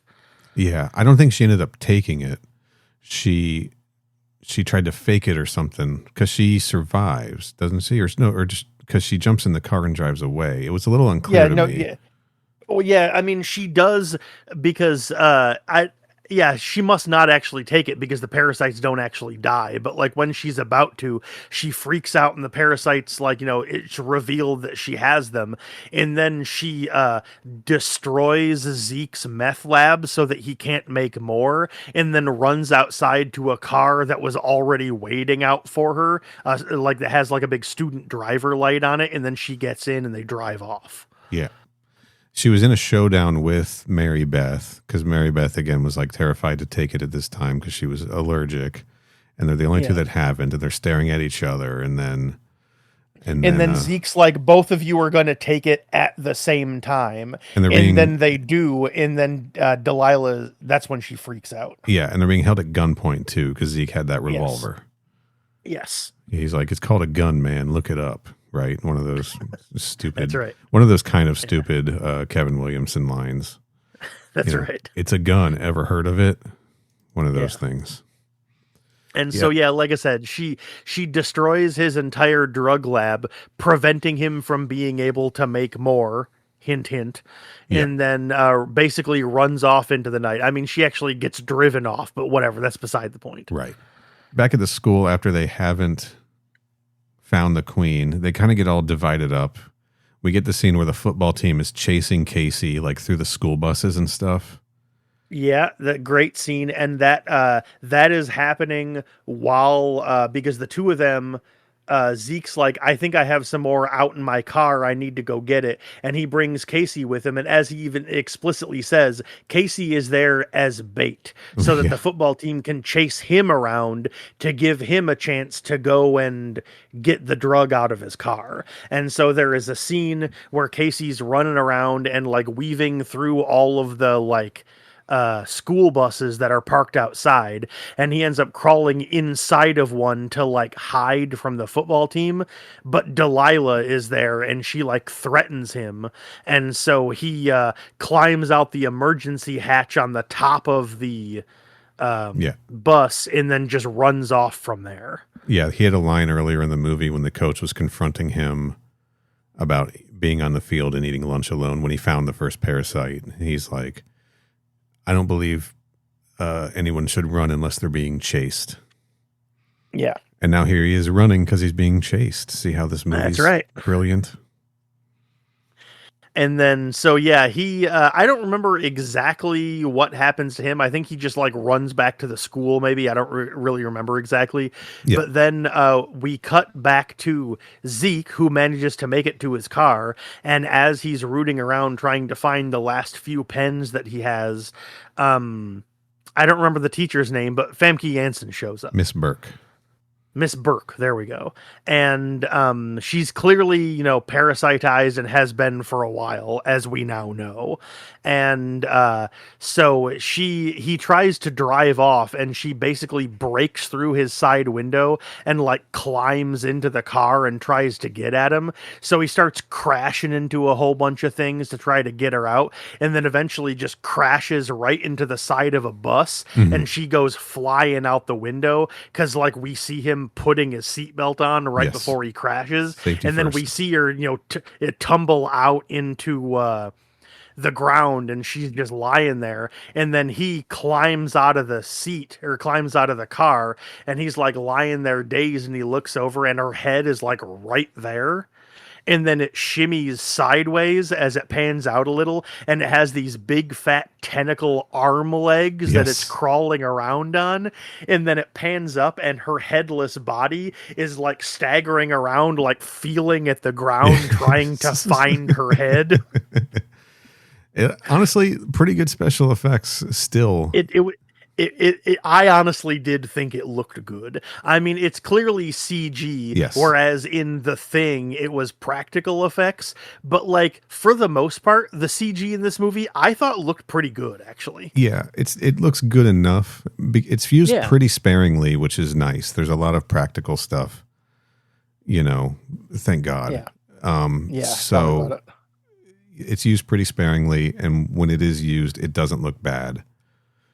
Because that can really ruin a movie, man. For sure. Especially from 1998. Yeah. So that was another, that head crawling around was another little thing nod, right?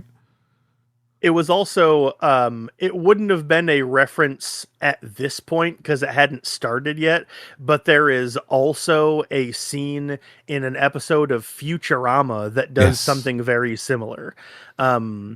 There is an ongoing gag where Nixon is still alive as a head in a jar, Right. and his vice president is a headless Spiro Agnew. And there is one of the episodes, I don't remember which one, where Nixon just like orders Agnew's headless body to just like carry him around. And there is a scene where Nixon's head is in one part of the room, and Agnew's, since he's like headless, he doesn't have like, eyes or whatever, and so he's stumbling around the room trying to find Nixon's head to pick it up and carry it around. And like, even though that didn't come out until after this movie, I didn't see this movie until last night, and I was already familiar with the episode of Futurama, so I saw that and I was like, oh, she's acting like Agnew's headless body here, that's fun. Nice. But yeah, obviously it is a reference to The Thing, where something very similar happens to that, but it's not tentacle legs, it's spider legs in that one. Right. Yeah. So from there, we now go into the school where Mary Beth Louise Hutchinson and Stokely are sitting on the bleachers in the gym. Yeah, and Having they're a alone. Like conversation. the other four have left, as we've already seen. So Just talking. yeah, Well, I think we're down to 4, right? Because Stan's aliened, and Yeah. yeah, Delilah's aliened too. Delilah's so, yeah. aliened. and this is during the scene where Casey and Zeke are outside. It cuts back into the gym, and the two girls are just talking to each other. Yep. And long story short, Mary Beth starts talking like, wouldn't it be nice, just to sort of finally fit in? Wouldn't it be kind of nice to just be a part of everything? And you're sort of going like, where's she going with this? What's Yeah, going on and here? like Stokes doesn't really find, like, she finds it kind of weird because Mary Beth hadn't been talking about stuff like that before, but like we recognize it as strange because that's something that I believe Delilah mentioned when she was talking to Casey inside of the bus. She was talking about like how, like, You'll be cool. doesn't he? Yeah, you'll be cool. You'll be accepted. You won't be a nerd. People won't be beating you up, And so, like, it's intended to remind us of that and make us go, what the hell is going on here? And then suddenly Mary Beth Louise Hutchinson slaps her really, really hard to the point where Stokes, like, tumbles onto the ground, and then when she looks up, Mary Beth, one of her arms is just a big huge tentacle, and I was like, also a really cool shot. Smacks her with a squid arm, then her other arm becomes a squid arm, then she becomes Squid Mary Beth Louise Squidington. Nice work. Squidington. So yeah, it turns out Mary Beth was the queen the whole time. She was the queen the whole And- time, guys. And she'd been traveling around with these folks, just listening to them formulate the plan. If you watch when they're having the conversation about a main parasite, this and that, Mary Beth is the first one to start using the term queen. She puts that idea in their head. it's really a little bit confusing why she's like allowing them to start thinking this. I guess she's just kind of cocky that she's going to get them all. I guess, yeah. She just needs to keep isolating them one at a time, and then it's all going to be over, I guess, is what she thinks, because it's what's been working so far. Every single time. So far, yeah. Right? Every time, yeah, so far. And we also get a little flashback to the scat testing scene about how she was able to get around it. Turns out that, Delilah, just as she was about to take it, didn't, and her parasites freaked out. This time, however, Mary Beth faked it by using her parasite abilities to literally shut her nostrils closed, and then while no one was looking, turn her pinky finger into a tiny tentacle and pull off the other end of the pen and let it slip all out the bottom and then mimic taking it. Yeah, so when they were having that stare down, they both knew that they were aliens, obviously. Yeah. And I think what was happening was Mary Beth was like, you need to reveal yourself so that you can, and destroy this thing and escape so that we can make our plan. So that it takes the heat off of me. Yeah. Right. I think that that's why Delilah revealed herself at that moment and got out of there. It was like, this is for the plan or whatever. Yeah. The plan feels a little weak, I'm not going to lie. The twist, it does, yeah. The twist is fascinating. It kind of makes sense. Like, of course, it's the new girl at the school, right? Yeah. And like during the testing scene, like each one of them has like an excuse to be able to accuse one of the other ones. Yeah. And it might have been Stan. I don't remember who it was, but somebody even says, yeah, you're the new girl and all this stuff didn't even start to happen until you showed up. Isn't that fucking convenient? And turns out that yes, actually it is convenient. Who knew? But well, there's always the reveal of who it is. They always reveal who it is in these movies before you actually see who it is, right? That's kind of part of the fun of them. Yeah, I will admit, I actually didn't see that coming. I didn't know it was Mary Beth until she attacked Stokes, and I was like, "Oh no, it was her the whole time. That sucks." Yeah, that twist actually worked on me. I didn't see it coming. After I hadn't seen this movie for quite a while, and then I went back and watched it, it caught me again. I was like, oh, that's right, because I'd forgotten who it was. I was like, who is it again? Which one of them is it again? And once Delilah revealed herself, I kind of assumed oh, it's Delilah. That's right. And then when the Mary Beth thing happened, I was like, oh, never mind. That got me again. But yeah, my other guess would have been it was Miss Burke. Okay. That's going into it, I would have guessed that's who it was. But we go from the scene where she's headless, and then we cut right from there to the gym, and then it is immediately revealed that it's Mary Beth. And so I was like, oh, okay, so it's Mary Beth. But up until they revealed it, I had thought it was Miss Burke, because the last time we saw her in that scene with Zeke, she was still parasitized and running around doing stuff. So I thought that was the movie's way of saying it's her because she's still in play, I think for a long time, so to speak. I think for a long time you're supposed to forget that somebody walked up behind the coach, and you're supposed to assume it's the coach. That it was him. And so I guess that means that shadowy person was Mary Beth, I'm guessing. I think so. Yeah. All right. And she just shotgunned parasites at him, and one of them landed on the field. Yeah. Yeah. So, basically, at this point, I don't remember exactly what the order of events is, but Casey shows back up. Yeah, he shows up immediately. Him and Stoke run into the pool, which, yeah, whoopsie doodles. That's no good. They run into the pool and they have to run around the pool to get to the other door on the other side. But Mary Beth, the queen, is able to just jump into the pool and swim across. And they do this really cool visual effect where as she's swimming across the pool, because there's so much water and she's in the pool, she's like visibly getting bigger and longer as she's swimming across the pool, which I thought was a really cool effect. Yes. So she pulls Stokes into the pool, and then Casey has to run around to the other side to like get a pole to help pull her out. And that's the moment that Stokes got, spoiler alert, Stokes gets implanted. Yeah, she gets infected here, and we don't find that out until a couple of minutes later.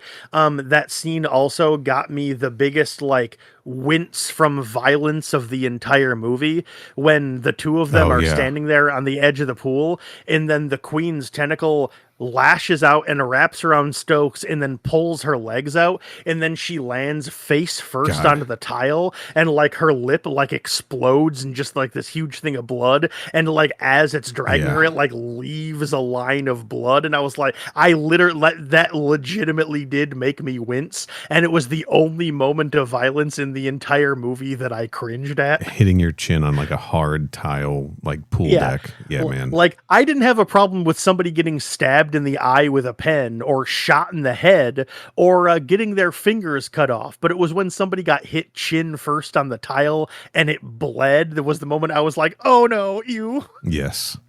And then they managed to get out of the pool zone, but Mary Louise then retracts back to human form from the alien queen form in a very cool shot where she's got casting such a long shadow across the entire pool, and it just sort of like retracts into her human form. Yeah, that was a very cool shot. Yes.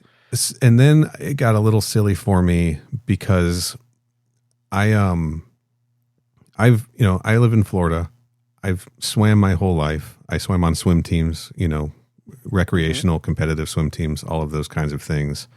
So when I see people swim in a movie that aren't the best at it, I can tell. And just the fact that she's a space alien, an aquatic space alien, and she's swimming to the edge of the pool. And I was just like, oh man, Laura Harris, not the best swimmer. They should have had her do a different stroke to get there. Her kick is not super powerful. This is a little, it lost me a tiny bit. That's just me. That's fair. She climbs out of the pool. For the rest of the movie, when she's in her human form, which isn't that long, she is fully nude, everybody. Yeah, this is the last like 10 or 12 or so minutes of the movie. Yeah. Yeah. She definitely is just completely naked for the rest of the movie. Primarily obscured by shadows and things, which is a good choice, I believe. Except for the scene where they just don't do that, and she is just fully nude on camera. Yes. Yeah, but they do try to obscure it a lot or shoot from, the shoulders up when she's having her monologues and things. Yeah. But for you freaks out there, there's a little skin in this for you. There is. Another thing that I was honestly not expecting to have in this movie, considering that almost all of the leads are intended to be high schoolers, I did not expect there to be nudity in this movie. Right. And for the other teen genre horror movies out at this time, that is also not something that was happening, right? Yeah, for sure. That it didn't happen in those either. Yeah. We had left behind the Friday the 13th days of gratuitous nudity. There wasn't any. Mm-hmm. It wasn't happening in Scream. It wasn't happening in I Know What You Did Last Summer. I don't believe it was really happening in Urban Legend. There was a little bit in like Halloween Resurrection, but there was none in H2O. Yeah. Etc. You guys get it. And then suddenly here it is when you put Robert Rodriguez in the director's chair. There's going to be a little bit generally. And so she's basically wandering around like the locker room, and There's this, There's another scene before that where he manages to get Stokes out of the pool, and then she attacks him, and that's how Casey finds out that she's infected. Right. So he locks her inside like the equipment cage inside the locker room. yeah, there's a fake standoff. Then Zeke comes in, and there's a fake standoff. He staggers back in. I believe he has 2 pens left, and he's like, I don't know if one or either of us are parasitized. I have no way of knowing that you're not infected, so we're both gonna take these last 2 at the same time. Well, he's got 4. And he has 4. Sorry. Okay. And I think Casey's just hiding in the locker room. He walks into the locker room. Stokes is locked in the supply closet. And Mary Beth's just standing there naked. Mm-hmm. And he's like, what's going on here? And they're like, she's the alien. No, she's the alien. And no, she is. No, she is. And then he's like, Mary Beth, why are you standing here naked? And Mary Beth's like, hey, don't you like it? And he's like, oh, wait, you're both aliens. And he like books it the fuck out of there and catches up with Casey. And he's like, Casey, I was gone for like 5 minutes. Everyone's a fucking alien. You're going to take this now. Yeah. Okay. There we go. Casey takes one of the pens, and now he's tweaking out. Meanwhile, oh yeah, that's right. He does take it. I forgot that he actually does take that. That's right. Yeah, he's like, shit, I'm seeing 2 of everything, and then we just sort of see Zeke getting tossed around the locker room for a little while.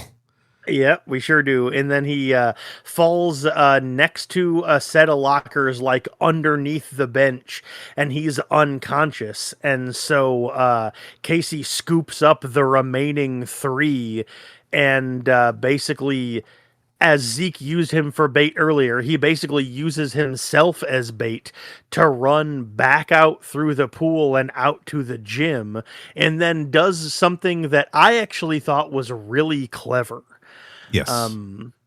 The bleachers in the gym are not like they're built into the wall, and they like extend out mechanically from the wall. Yeah. And there's a big switch that when you activate them, they come back in.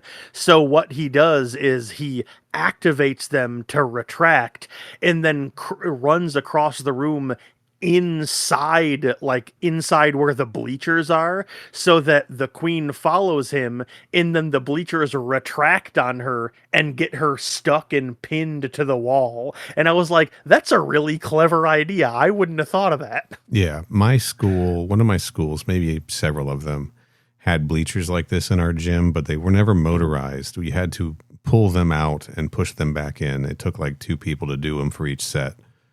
So it's a real thing, but ours were never motorized. Yeah, I don't think ours were either. But it was cool. Before he does that, though, she gives her little monologue to him about what happened to her and why she came here. And she was like, "Oh, I thought that happened during this scene. Sorry, go on." Oh no, because during this scene, she's just aliened and chasing him through the bleachers. Yeah, I guess I just forgot the monologue happened while she was still in human form. I mean, because remember, although I did see this movie last night, it was the first time I've ever seen it. Yeah. You've seen it way more than me, so yeah, I've seen it 75 times probably. Yeah. So, and I want to touch on something else that happened while she's doing this monologue. She's walking through the locker room, sort of looking for him. First of all, biggest locker room in the history of locker rooms. Humongous. Sure is. Yeah, and it's like the size. It's like the size of the gym. And she's given this monologue about like, you should just join us. It's, I left my planet. It was an aquatic planet, oceans as far as the eye could see, beautiful, but they started to dry up, and that's why I escaped and came here, a place, and I just wanted to be accepted, and I just wanted everyone to be like me. Even my feelings can be hurt when I'm rejected, and all of this stuff, right? Yeah. Really trying to appeal to this whole idea. This whole movie's been talking about people wanting to fit in or feeling like they don't fit in, nonconformity versus conformity, and how you approach that. It's very like, Breakfast Club themes, right? We've got this mismatched bunch of characters here figuring out how to get along and figuring out who they actually are and all of this sort of stuff. And Case in point, one of the working titles of this movie was Alienated, which I thought was kind of a clever name. That is both fun. because it's about aliens and because alienation and isolation is a huge theme of this movie stylistically. Yes. So Yeah. Mary Beth's like, I felt like an outcast ever since I've been here. I just want everyone to get along. I just want us all to be happy and be like each other and everything. And don't you want to be a part of that, right? As she's walking down the center of the lockers, there's this high shot from behind her where we see her shadow cast, and she's human form walking, but her shadow is this giant tentacled monster spread out all over the lockers. And It sure is. It's just sick as fuck. It just rules. Yeah, that was sick as hell. You're correct. Yeah, just a great, That shot fucking ruled. great looking scene. Anyway, that's when he like gets her to chase him out into the gym, and traps her in the bleachers. Right at the end, he just gets through right at the end when the last bleacher closes and pins her, and she's in giant, nasty alien form, right?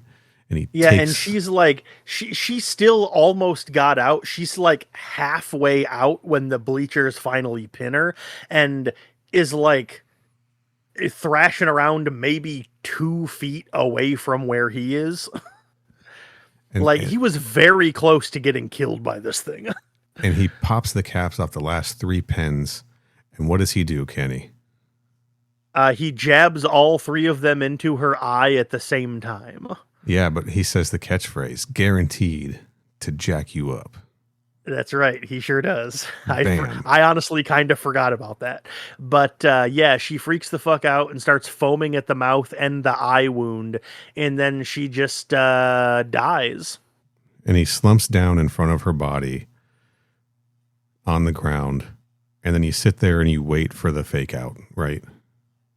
Oh, yeah, that's right. Also, while she was dying, she shot out a bunch of parasites that, like, embedded themselves into his face. And so they're, like, sticking halfway out through wounds on his face. And he's, like, screaming and thrashing around. But, like, when she dies, they just fall out of his face and crumple away. But, yeah, like you said, we're waiting for the fake out. And then... she, like, turns to white and kind of crumbles. Yeah, she just disintegrates. There isn't a fake out. She doesn't like jump scare him again. He kills her and then she just disintegrates. the no fake out was the fake out. Yeah. Yeah, we're getting meta about our meta horror.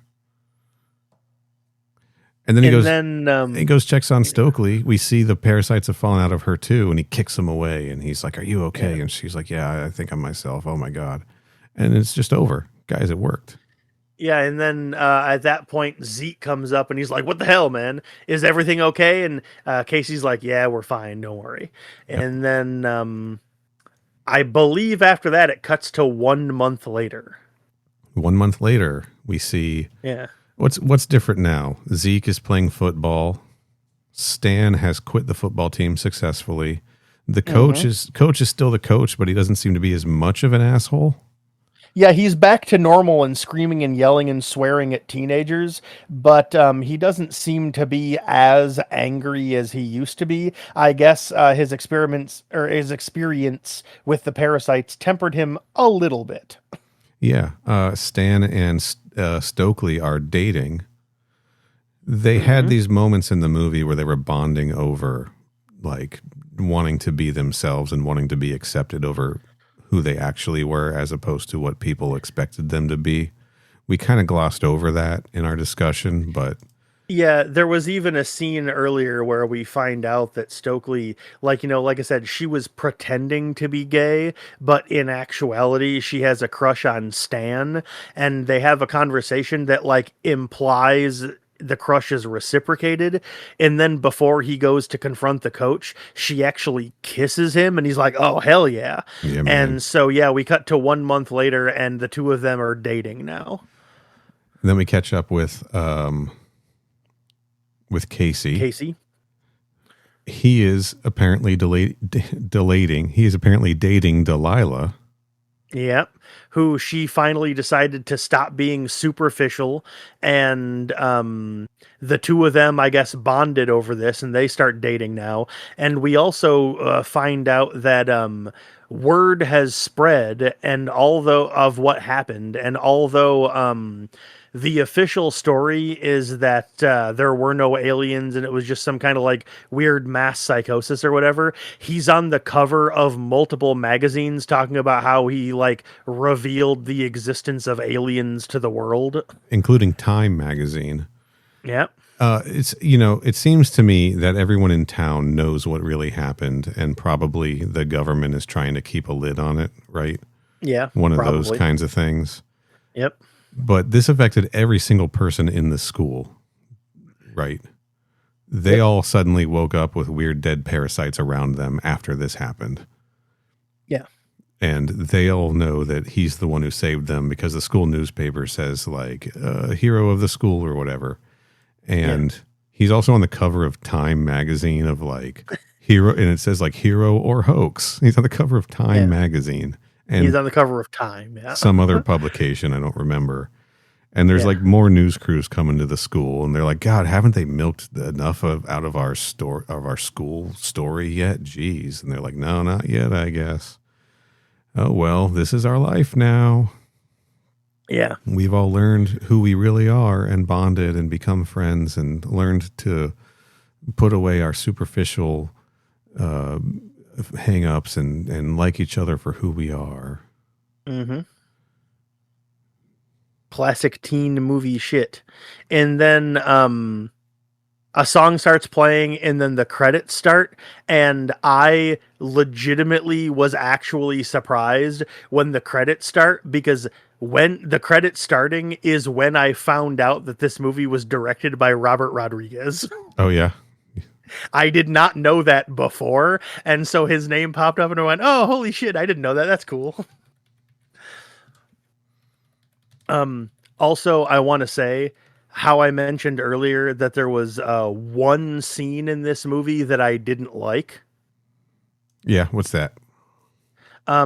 It was at the end when it was revealed that Stokely and Stan were dating. It really pissed me off how they pulled, as you mentioned earlier, a breakfast club, and in order for her to be with the guy she liked, she had to get a non-goth makeover. I'm like, no, they should have fucking kept her goth. Yeah, that irritated me too. She could just be... they acted like that whole personality thing was just her trying to keep people away, right? Yeah, it's like, you're allowed to actually just be goth. It's fine. There was a line earlier, because there were like twice in the opening credits where Elijah Wood bumps into her, right? Yeah. And the second time it happens, or she says something like, geez, get a seeing eye dog or something to him. And then he goes like, maybe if you didn't paint your eyes closed or whatever. Yeah. Talking about her mascara. But yeah, it actually did like legitimately kind of make me mad that in order for her to get with the guy, like thematically, she had to like stop being a goth. And I was like, no, man, goth people are allowed to have crushes too. It's fine. You should have kept her a damn goth. Yeah. I agree. But otherwise, I don't know that there's anything about this movie I would change. I mean, considering the fact that it takes place, or it was made in 1998, keeping that in mind. But like otherwise, I don't know if there's anything about this movie I would change. I loved it. I had a great time. It was so good. Every scene in this movie was great. It's full of 1998 isms for sure. I think they work in the movie's favor most of the time. Yes. Yeah. It's a banger. It's a sleeper hit. It didn't hit the popularity of its contemporaries. It should have, in my opinion. Mm-hmm. I think that there's a remake in consideration right now. Robert Rodriguez is producing. All right, man. Sure. But he gets, and by remake, who knows? That may not be a remake. It may be a continuation. Yeah, it's funny too that you say that because like with the way the movie ended and like Casey like, being like nationally known and like, has revealed the existence of aliens to the world and all that. Like no joke, I'm not going to lie, my first thought was I wonder what they would do if they did a legacy sequel to this movie. It's also been called a sequel to the film. Miramax CEO Jonathan Glickman called it a sequel to the 1998 film 3 months after it was announced as a remake. So we're talking legacy sequel, I'm sure. Yeah. But Robert Rodriguez gets his name attached to a lot of things that don't end up materializing. That's fair.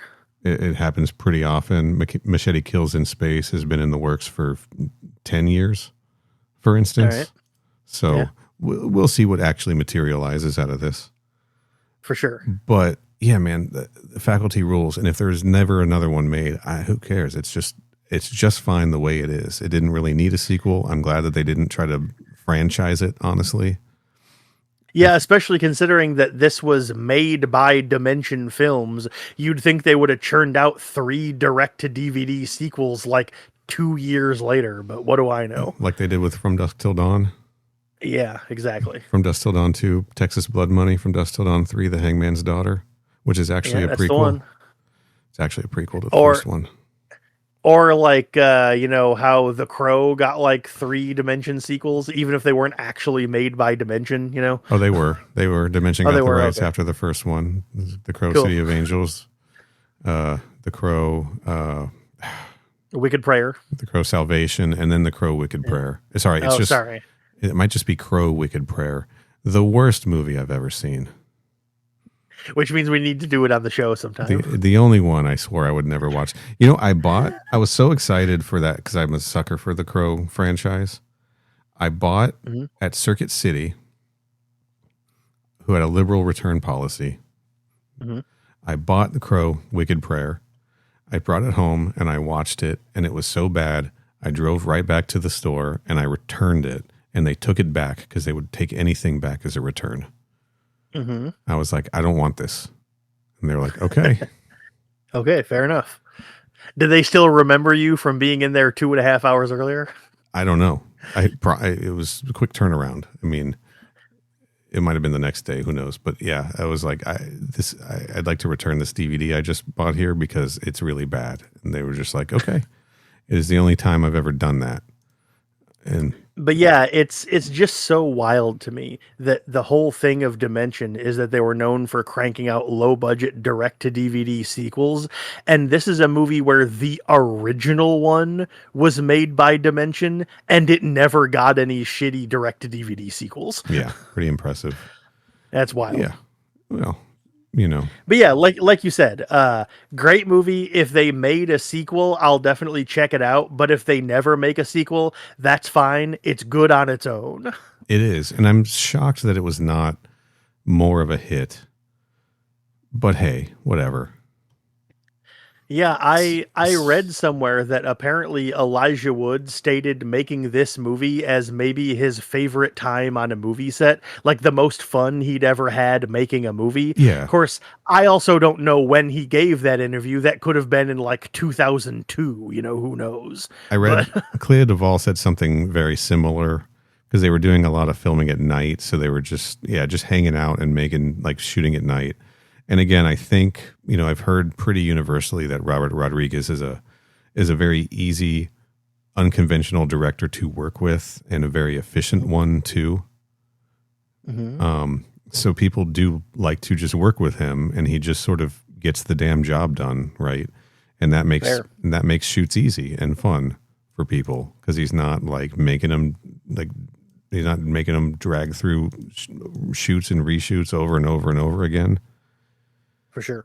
And and it produces fun, weird, kinetic movies that are just odd to watch sometimes. That's true. I Very think true. also I watched this. Have you ever seen From Dusk Till Dawn? Does that have George Clooney in it? Yeah. Then yes. Okay. So the gist of From Dusk Till Dawn is the first half of the movie. are these two criminal brothers who sort of hijack a family in an RV and then force them to go to Mexico to smuggle them into Mexico where they're supposed to meet up with another guy. They meet at this biker bar that ends up being a front for vampires who then just murder everybody to take all their stuff, this biker trucker bar. So this family's just stuck in this vampire lair, killing vampires with other bikers and truckers, right? All right. It's a pretty simple gist. So the first half... Yeah, I mean, I think I have seen it, I'm pretty sure, but it has been so long since I've seen it that I don't really remember anything about it.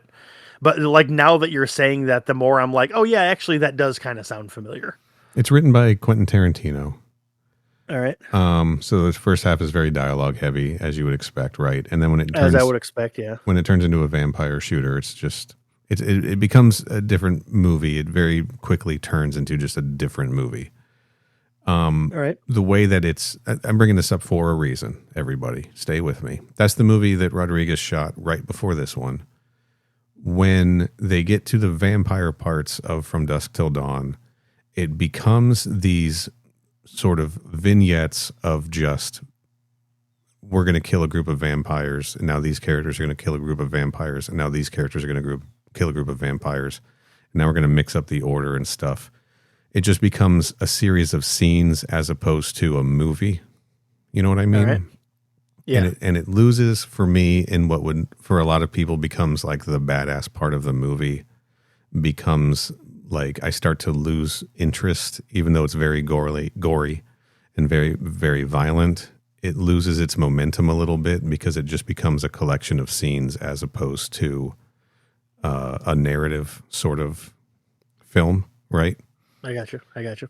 And it was nice to see that, you know, we have scenes in The Faculty where we've got characters set up in different areas, like Casey in the bus and Zeke at the car with the teacher, and then Clea Duvall in the gym with with the Mary Beth with the Queen. And we do have similar scenes in this that are set up where characters are in different places at the end dealing with different situations. And it feels a lot more connected and interwoven, and it doesn't feel like specific vignettes just sort of separated. It still felt, it all moved together as a movie as opposed to just a collection of scenes. So you watch these two movies back to back, which are in the same genre, and you could argue have similar sort of styles to them. And you can kind of see like an evolution in the filmmaking process a little bit. I get you. And that was a fun thing to watch, just because I happened to watch these pretty close to back. Nice. Yeah. That's just me being a nerd. I'm going to do that a little bit on every episode, right? That's fine. You're allowed. Yeah. It's your show too. I got a couple little bits of trivia here that are worth mentioning. All right. You may have seen Harry Knowles from Ain't It Cool News in the teacher's lounge as one of the teachers in the background. Okay. He didn't have any speaking roles. But the red-haired guy. Yeah, he was drinking a lot of water. Yep. He, being an industry insider, he got wind of Lord of the Rings happening. And apparently he started urging Elijah Wood to audition for the role during the filming of this movie. Oh, that's cool. Which he did. So this movie... You don't say. This movie... yeah, if spoilers out there. This movie... Yeah, spoiler alert, Elijah Wood is in Lord of the Rings. This movie might be the reason Elijah Wood got cast in Lord of the Rings. Cool, hell yeah. Yeah, which I just thought is a fun little bit. Also, this is mostly for me. The Delilah role was written for Charisma Carpenter from Buffy the Vampire Slayer, Cordelia on Buffy the Vampire Slayer. She turned the role down because she felt it was too similar to Cordelia.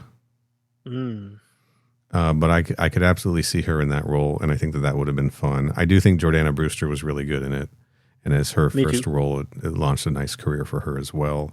Yeah. Apparently, Sarah Michelle Gellar was also offered a role in this movie, and I don't know which one it was. I wonder if she was offered Mary Beth. That would have been fascinating to see. I could see her as the villain playing against type. Yeah. That would have been pretty cool to see. That would have been a nice, fun twist. Yeah, I mean, based on the actors they ended up with, then that would be my guess because she's the blonde of the group. So, right. Which is why my mind is going there. But I think that would have been fun. I wonder if she was also maybe up for the role of Delilah, which also would have been a little bit playing against type at the time. But hey, what are you going to do? That's right. It also says that Jessica Alba auditioned for the Delilah role. She'd go on to work with Rodriguez several times. Mm-hmm. Yep. She's in Sin City. Yeah. And I think I already talked about the Terminator 2 references with Robert Patrick talking to Mr. Connor and Mr. Furlong. Well, Mr. Connor, Elijah Wood's parent. Elijah Wood's his character last name is Connor. So when he talks to his dad, he says Mr. Connors or Mr. Connor. Uh-huh. And then he sure does. And then of course the Mr. Furlong, the Edward Furlong connection. Also, apparently that scene at when he's chasing BB Newirth's character, where she's at the front door of the school, and he's back at the end of the hallway and starts running after her, and it's cutting back and forth between the two. That was a reference to the T-1000 running towards the elevator. All right. When they're breaking Sarah Connor out of the asylum in Terminator 2. Yeah. Specifically, like intentionally, we're going to film this like that Terminator 2 scene. So really, really, every time Robert Patrick shows up in something, there's always a lot of Terminator 2 references for some reason. Yeah, I can't imagine why that would be. Huh? Yeah. I wonder what I wonder what his connection to the movie is. No, I know, but like people like really build in connections when he's around. It's like he can't escape it, you know? That's true. That's true. Yeah. I mean, it's fun and I like it, but it's just like he can't escape it. And a couple observations that I had, maybe just one. I noticed that the coach seems to be the coach for everything because when Stan is quitting the team, it seems like the coach is coaching the swim team also. I don't think I noticed, but I believe you. Because they're at the pool when the kids are like the swim team is obvious. They're diving and swimming laps, so it's not PE class, like it's swim team practice. And the coach is there like overseeing it. Like, is he just the coach for every team? Presumably. That's wild. They should hire another coach. Yeah, I don't think I like consciously noticed or realized that like while I was watching the movie. I was just like, yeah, he's the coach. So I just didn't really think about it. Yeah, but usually you coach one thing. You don't coach all things. That's true. You do. You usually do. I guess budget cuts prevented them from being able to do it. Oh, I also noticed that Zeke always wears like 3 shirts. Okay. He wears like a long sleeve shirt with a t-shirt over it and then a short sleeve button down shirt over top of that.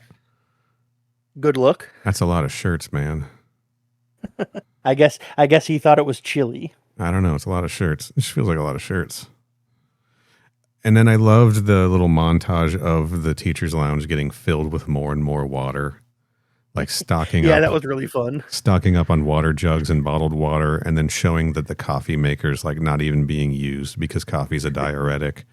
Like in the opening, they're all like there's the one teacher that's an alcoholic. He's drinking from his flask, and they say it. You know, Delilah says something about exposing his alcoholism, and they're all like drinking coffee, and they're drinking coffee in class. And then as we watch, they're all shifting over to drinking water out of water bottles, and the coffee maker's not being used and everything. It was just really fun. Also, in the schools, like the students are being taken over. At one point, we see the couple that was yelling at each other, you know, the fuck you couple. Mm-hmm. Fuck you boy and fuck you girl, I believe is their credits. Yeah. At one point, the boy's just sitting there at the picnic table, and the girl's still yelling at him and swearing at him, and he's just not reacting to it and just sitting there. Mm-hmm. And that's like your first, that's like, I think it's Casey or someone is looking at them and he's like, something is weird. They're not at each other's throats like normal. Yeah. You know? Yeah, and then later on, there's a shot of them walking through the hallway, staring at like all of the other students, and we see that couple walking down the hallway, and they're just like holding each other with big smiles on their Yes. faces, and they're not fighting at all. Yeah. And like nobody, I mean, the movie points it out because there is a shot that specifically shows them, but there isn't a moment. Like when I say the movie doesn't point it out, I mean there isn't a moment where a character sees them acting lovey-dovey and going, "Huh, they're not fighting like they normally are." Like the movie doesn't point it out in that way, which Right. I thought was a good choice, you know?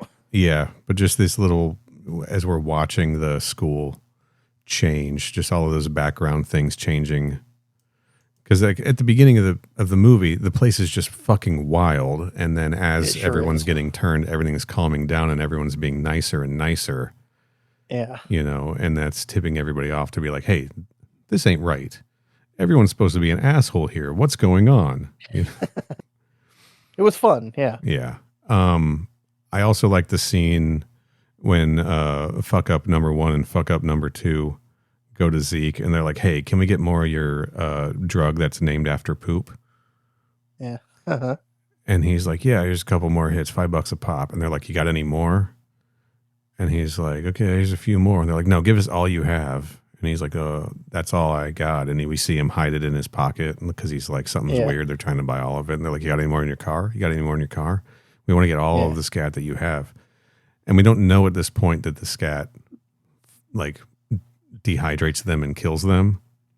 Yeah. But it was a nice little foreshadowing of when you go back and rewatch it, or you go back and think about that scene while you're watching the movie of like, oh, they're aware of the effects of this thing. So they're trying to get rid of the thing that will hurt them Yeah.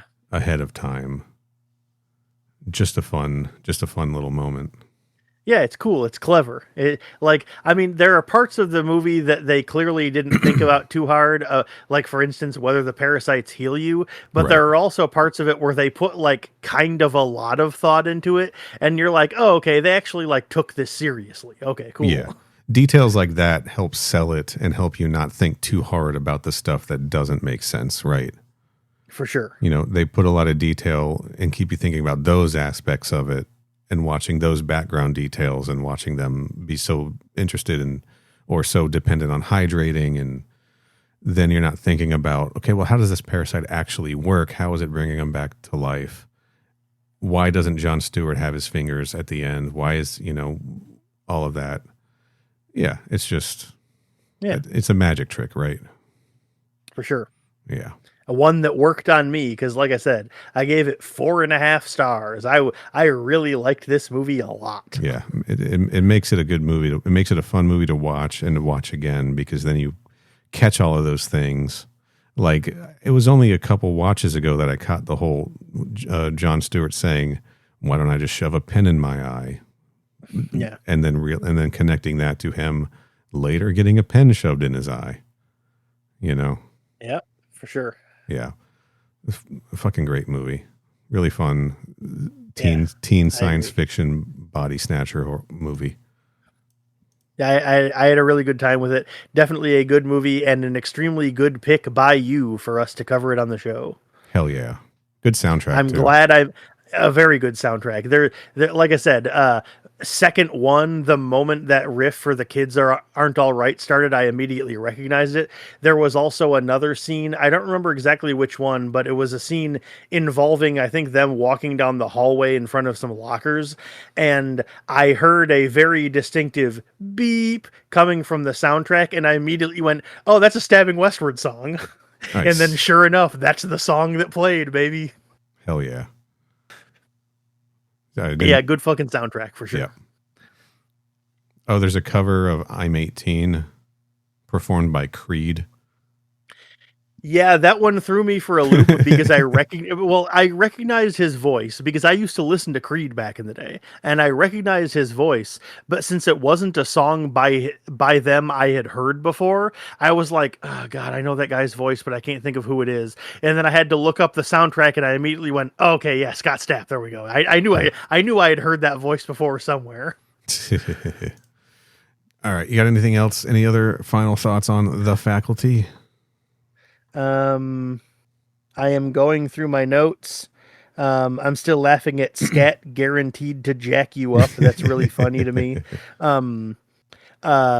I had 3 possible designations that I wanted to use. Neil, I gave you one of them because you didn't think of one. The third one I also used, but the other one that I had was, of course, the one that I thought you were going to use, which was first class grade A bitch. I was fully expecting you to use that one, but yeah. A pretty cool person when you're not being a first class grade A bitch. Yeah. That is, for listeners who forgot, that is Casey talking to Delilah, and she thinks that that's him flirting with her. And turns out, considering they're dating a month later, it was. Neither of them just realized it at the time. Yeah. But let's see, Boob magazine I already mentioned. You just reminded me I got to re-up my subscription. I don't think I have anything else. I think I covered everything in my notes. All right, I guess we should wrap it up. What do you think we should cover on our next Crew Expendable, not a Xenomorph podcast episode, Kenny?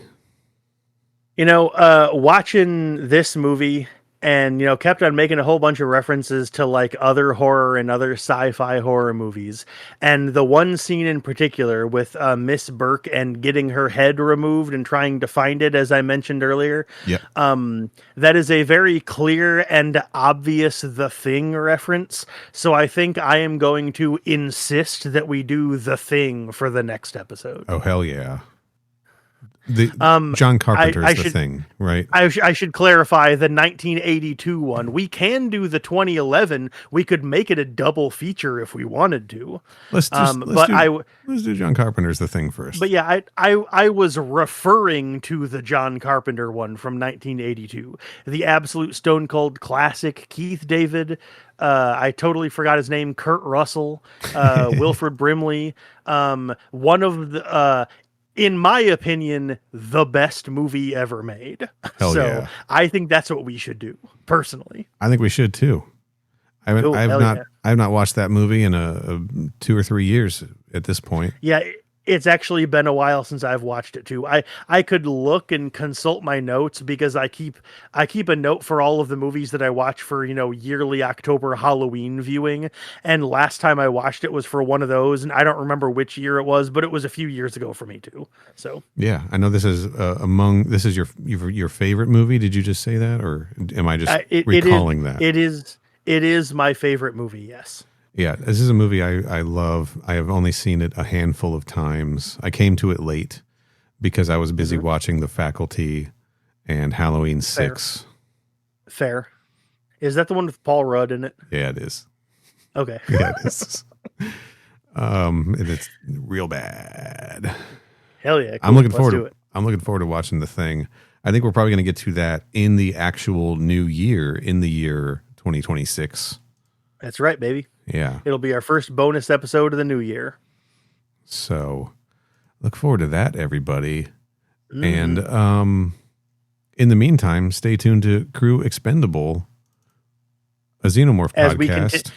As we continue to do more alien stuff like normal over there. Yeah, the actual show. Not that this isn't an actual show. Because this is an actual show. I mean, it is an actual show, yes, but it's not an actual show in the way our normal show is. If that makes sense. When I added this show to YouTube with the Jason X episode, and it had the original, the temporary art of just Coolerbot on there, and it said Crew Expendable. Someone left a comment, and they were like, judging by the art and the name, I have no idea what this podcast is about.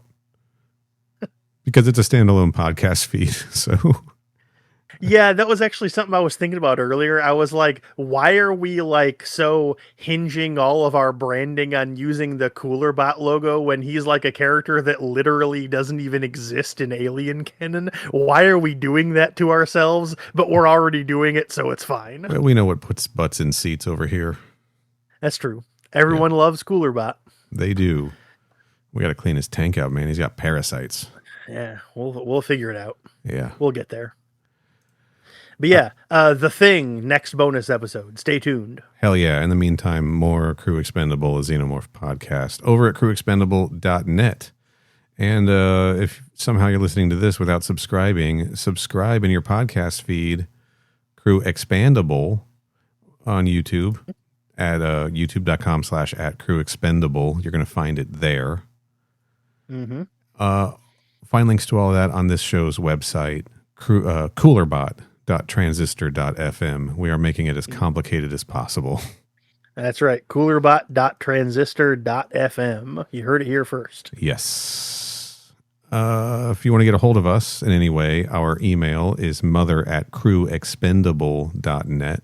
I may set something up for this show because that is going to get a little confusing, but you know, that's fine. The words are too similar, but we're not there yet. We're not there yet. Yeah. And I don't know. We're on socials at different places.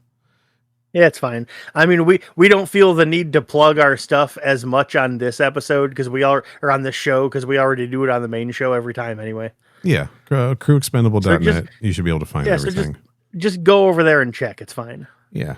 Yeah. I'm going to plug one thing. Christmas Eve on They Made Another One, I will be on a very special Neil and Corey Christmas, or a very special Corey and Neil Christmas, depending on how he titles the episode. So go check that one out. Everybody subscribe to They Made Another One, our friend Corey's podcast. That's right. Yeah. Mitch and Liam are in the wind. That's why you're there. That's why I'm there. And any other plugs? Do you want to plug where you are? Nah, I'm good. You're good? Like I said, I do that on the main show, so it's fine. I don't feel the need to do it here. It's okay. You can just go to the website and look. It's cool. It's all there. So go ahead. You can support our shows at coolerbot.net. How about that? You sure can. People can go there and donate money, and when we hit certain milestones, we'll be releasing more bonus episodes, but we've already amassed enough money since the beginning that we're like, we have some more to go through till we catch up to the amount we currently have. So yeah, for now we're just putting up bonus content as often as we can as a thank you to everybody who has been supporting our show since we launched that fundraising page. Thank you again to everyone who donates. And thank you to everyone who listens. We just want everybody to hear the stuff we do, and we want everybody to enjoy it. That's why our content is always free to everyone, including this bonus feed. Whether you paid for it or not, you can listen to it. That's right. That's right. All right. Our intro and outro music is from the song Words Once Written by the band No Living Witness off of their album Cosmic Simulacra. Is that how you say that word, Kenny? I always get self-conscious when I pronounce it. Simulacra, that's what I would have said, yeah. Hell yeah, nailed it. Go support them on their streaming services, Spotify, etc. Buy the album on Bandcamp. Thank you, Sam. Thank you, Sam. Thank you, No Living Witness. Thank you, everybody in the band. Thank you, everyone who is listening. And thank you, Robert Rodriguez, for making the faculty. And Tom for doing our logo. Shout out to Tom for making our Coolerbot thumbnail. We officially have our official Crew Expandable artwork. It's pretty dope. That's right. Really dig it. It is. It's good. Thank you, Kenny. It's a lot of fun. Yeah. Tom's kind of an afterthought to me at this point. Yeah. Ouch. Yeah. I'll make sure he hears that. Oh, I'm leaving it in. Good. Yeah. Tom, I love you. All right, let's get out of here. And until next time. Yeah, that ought to do it.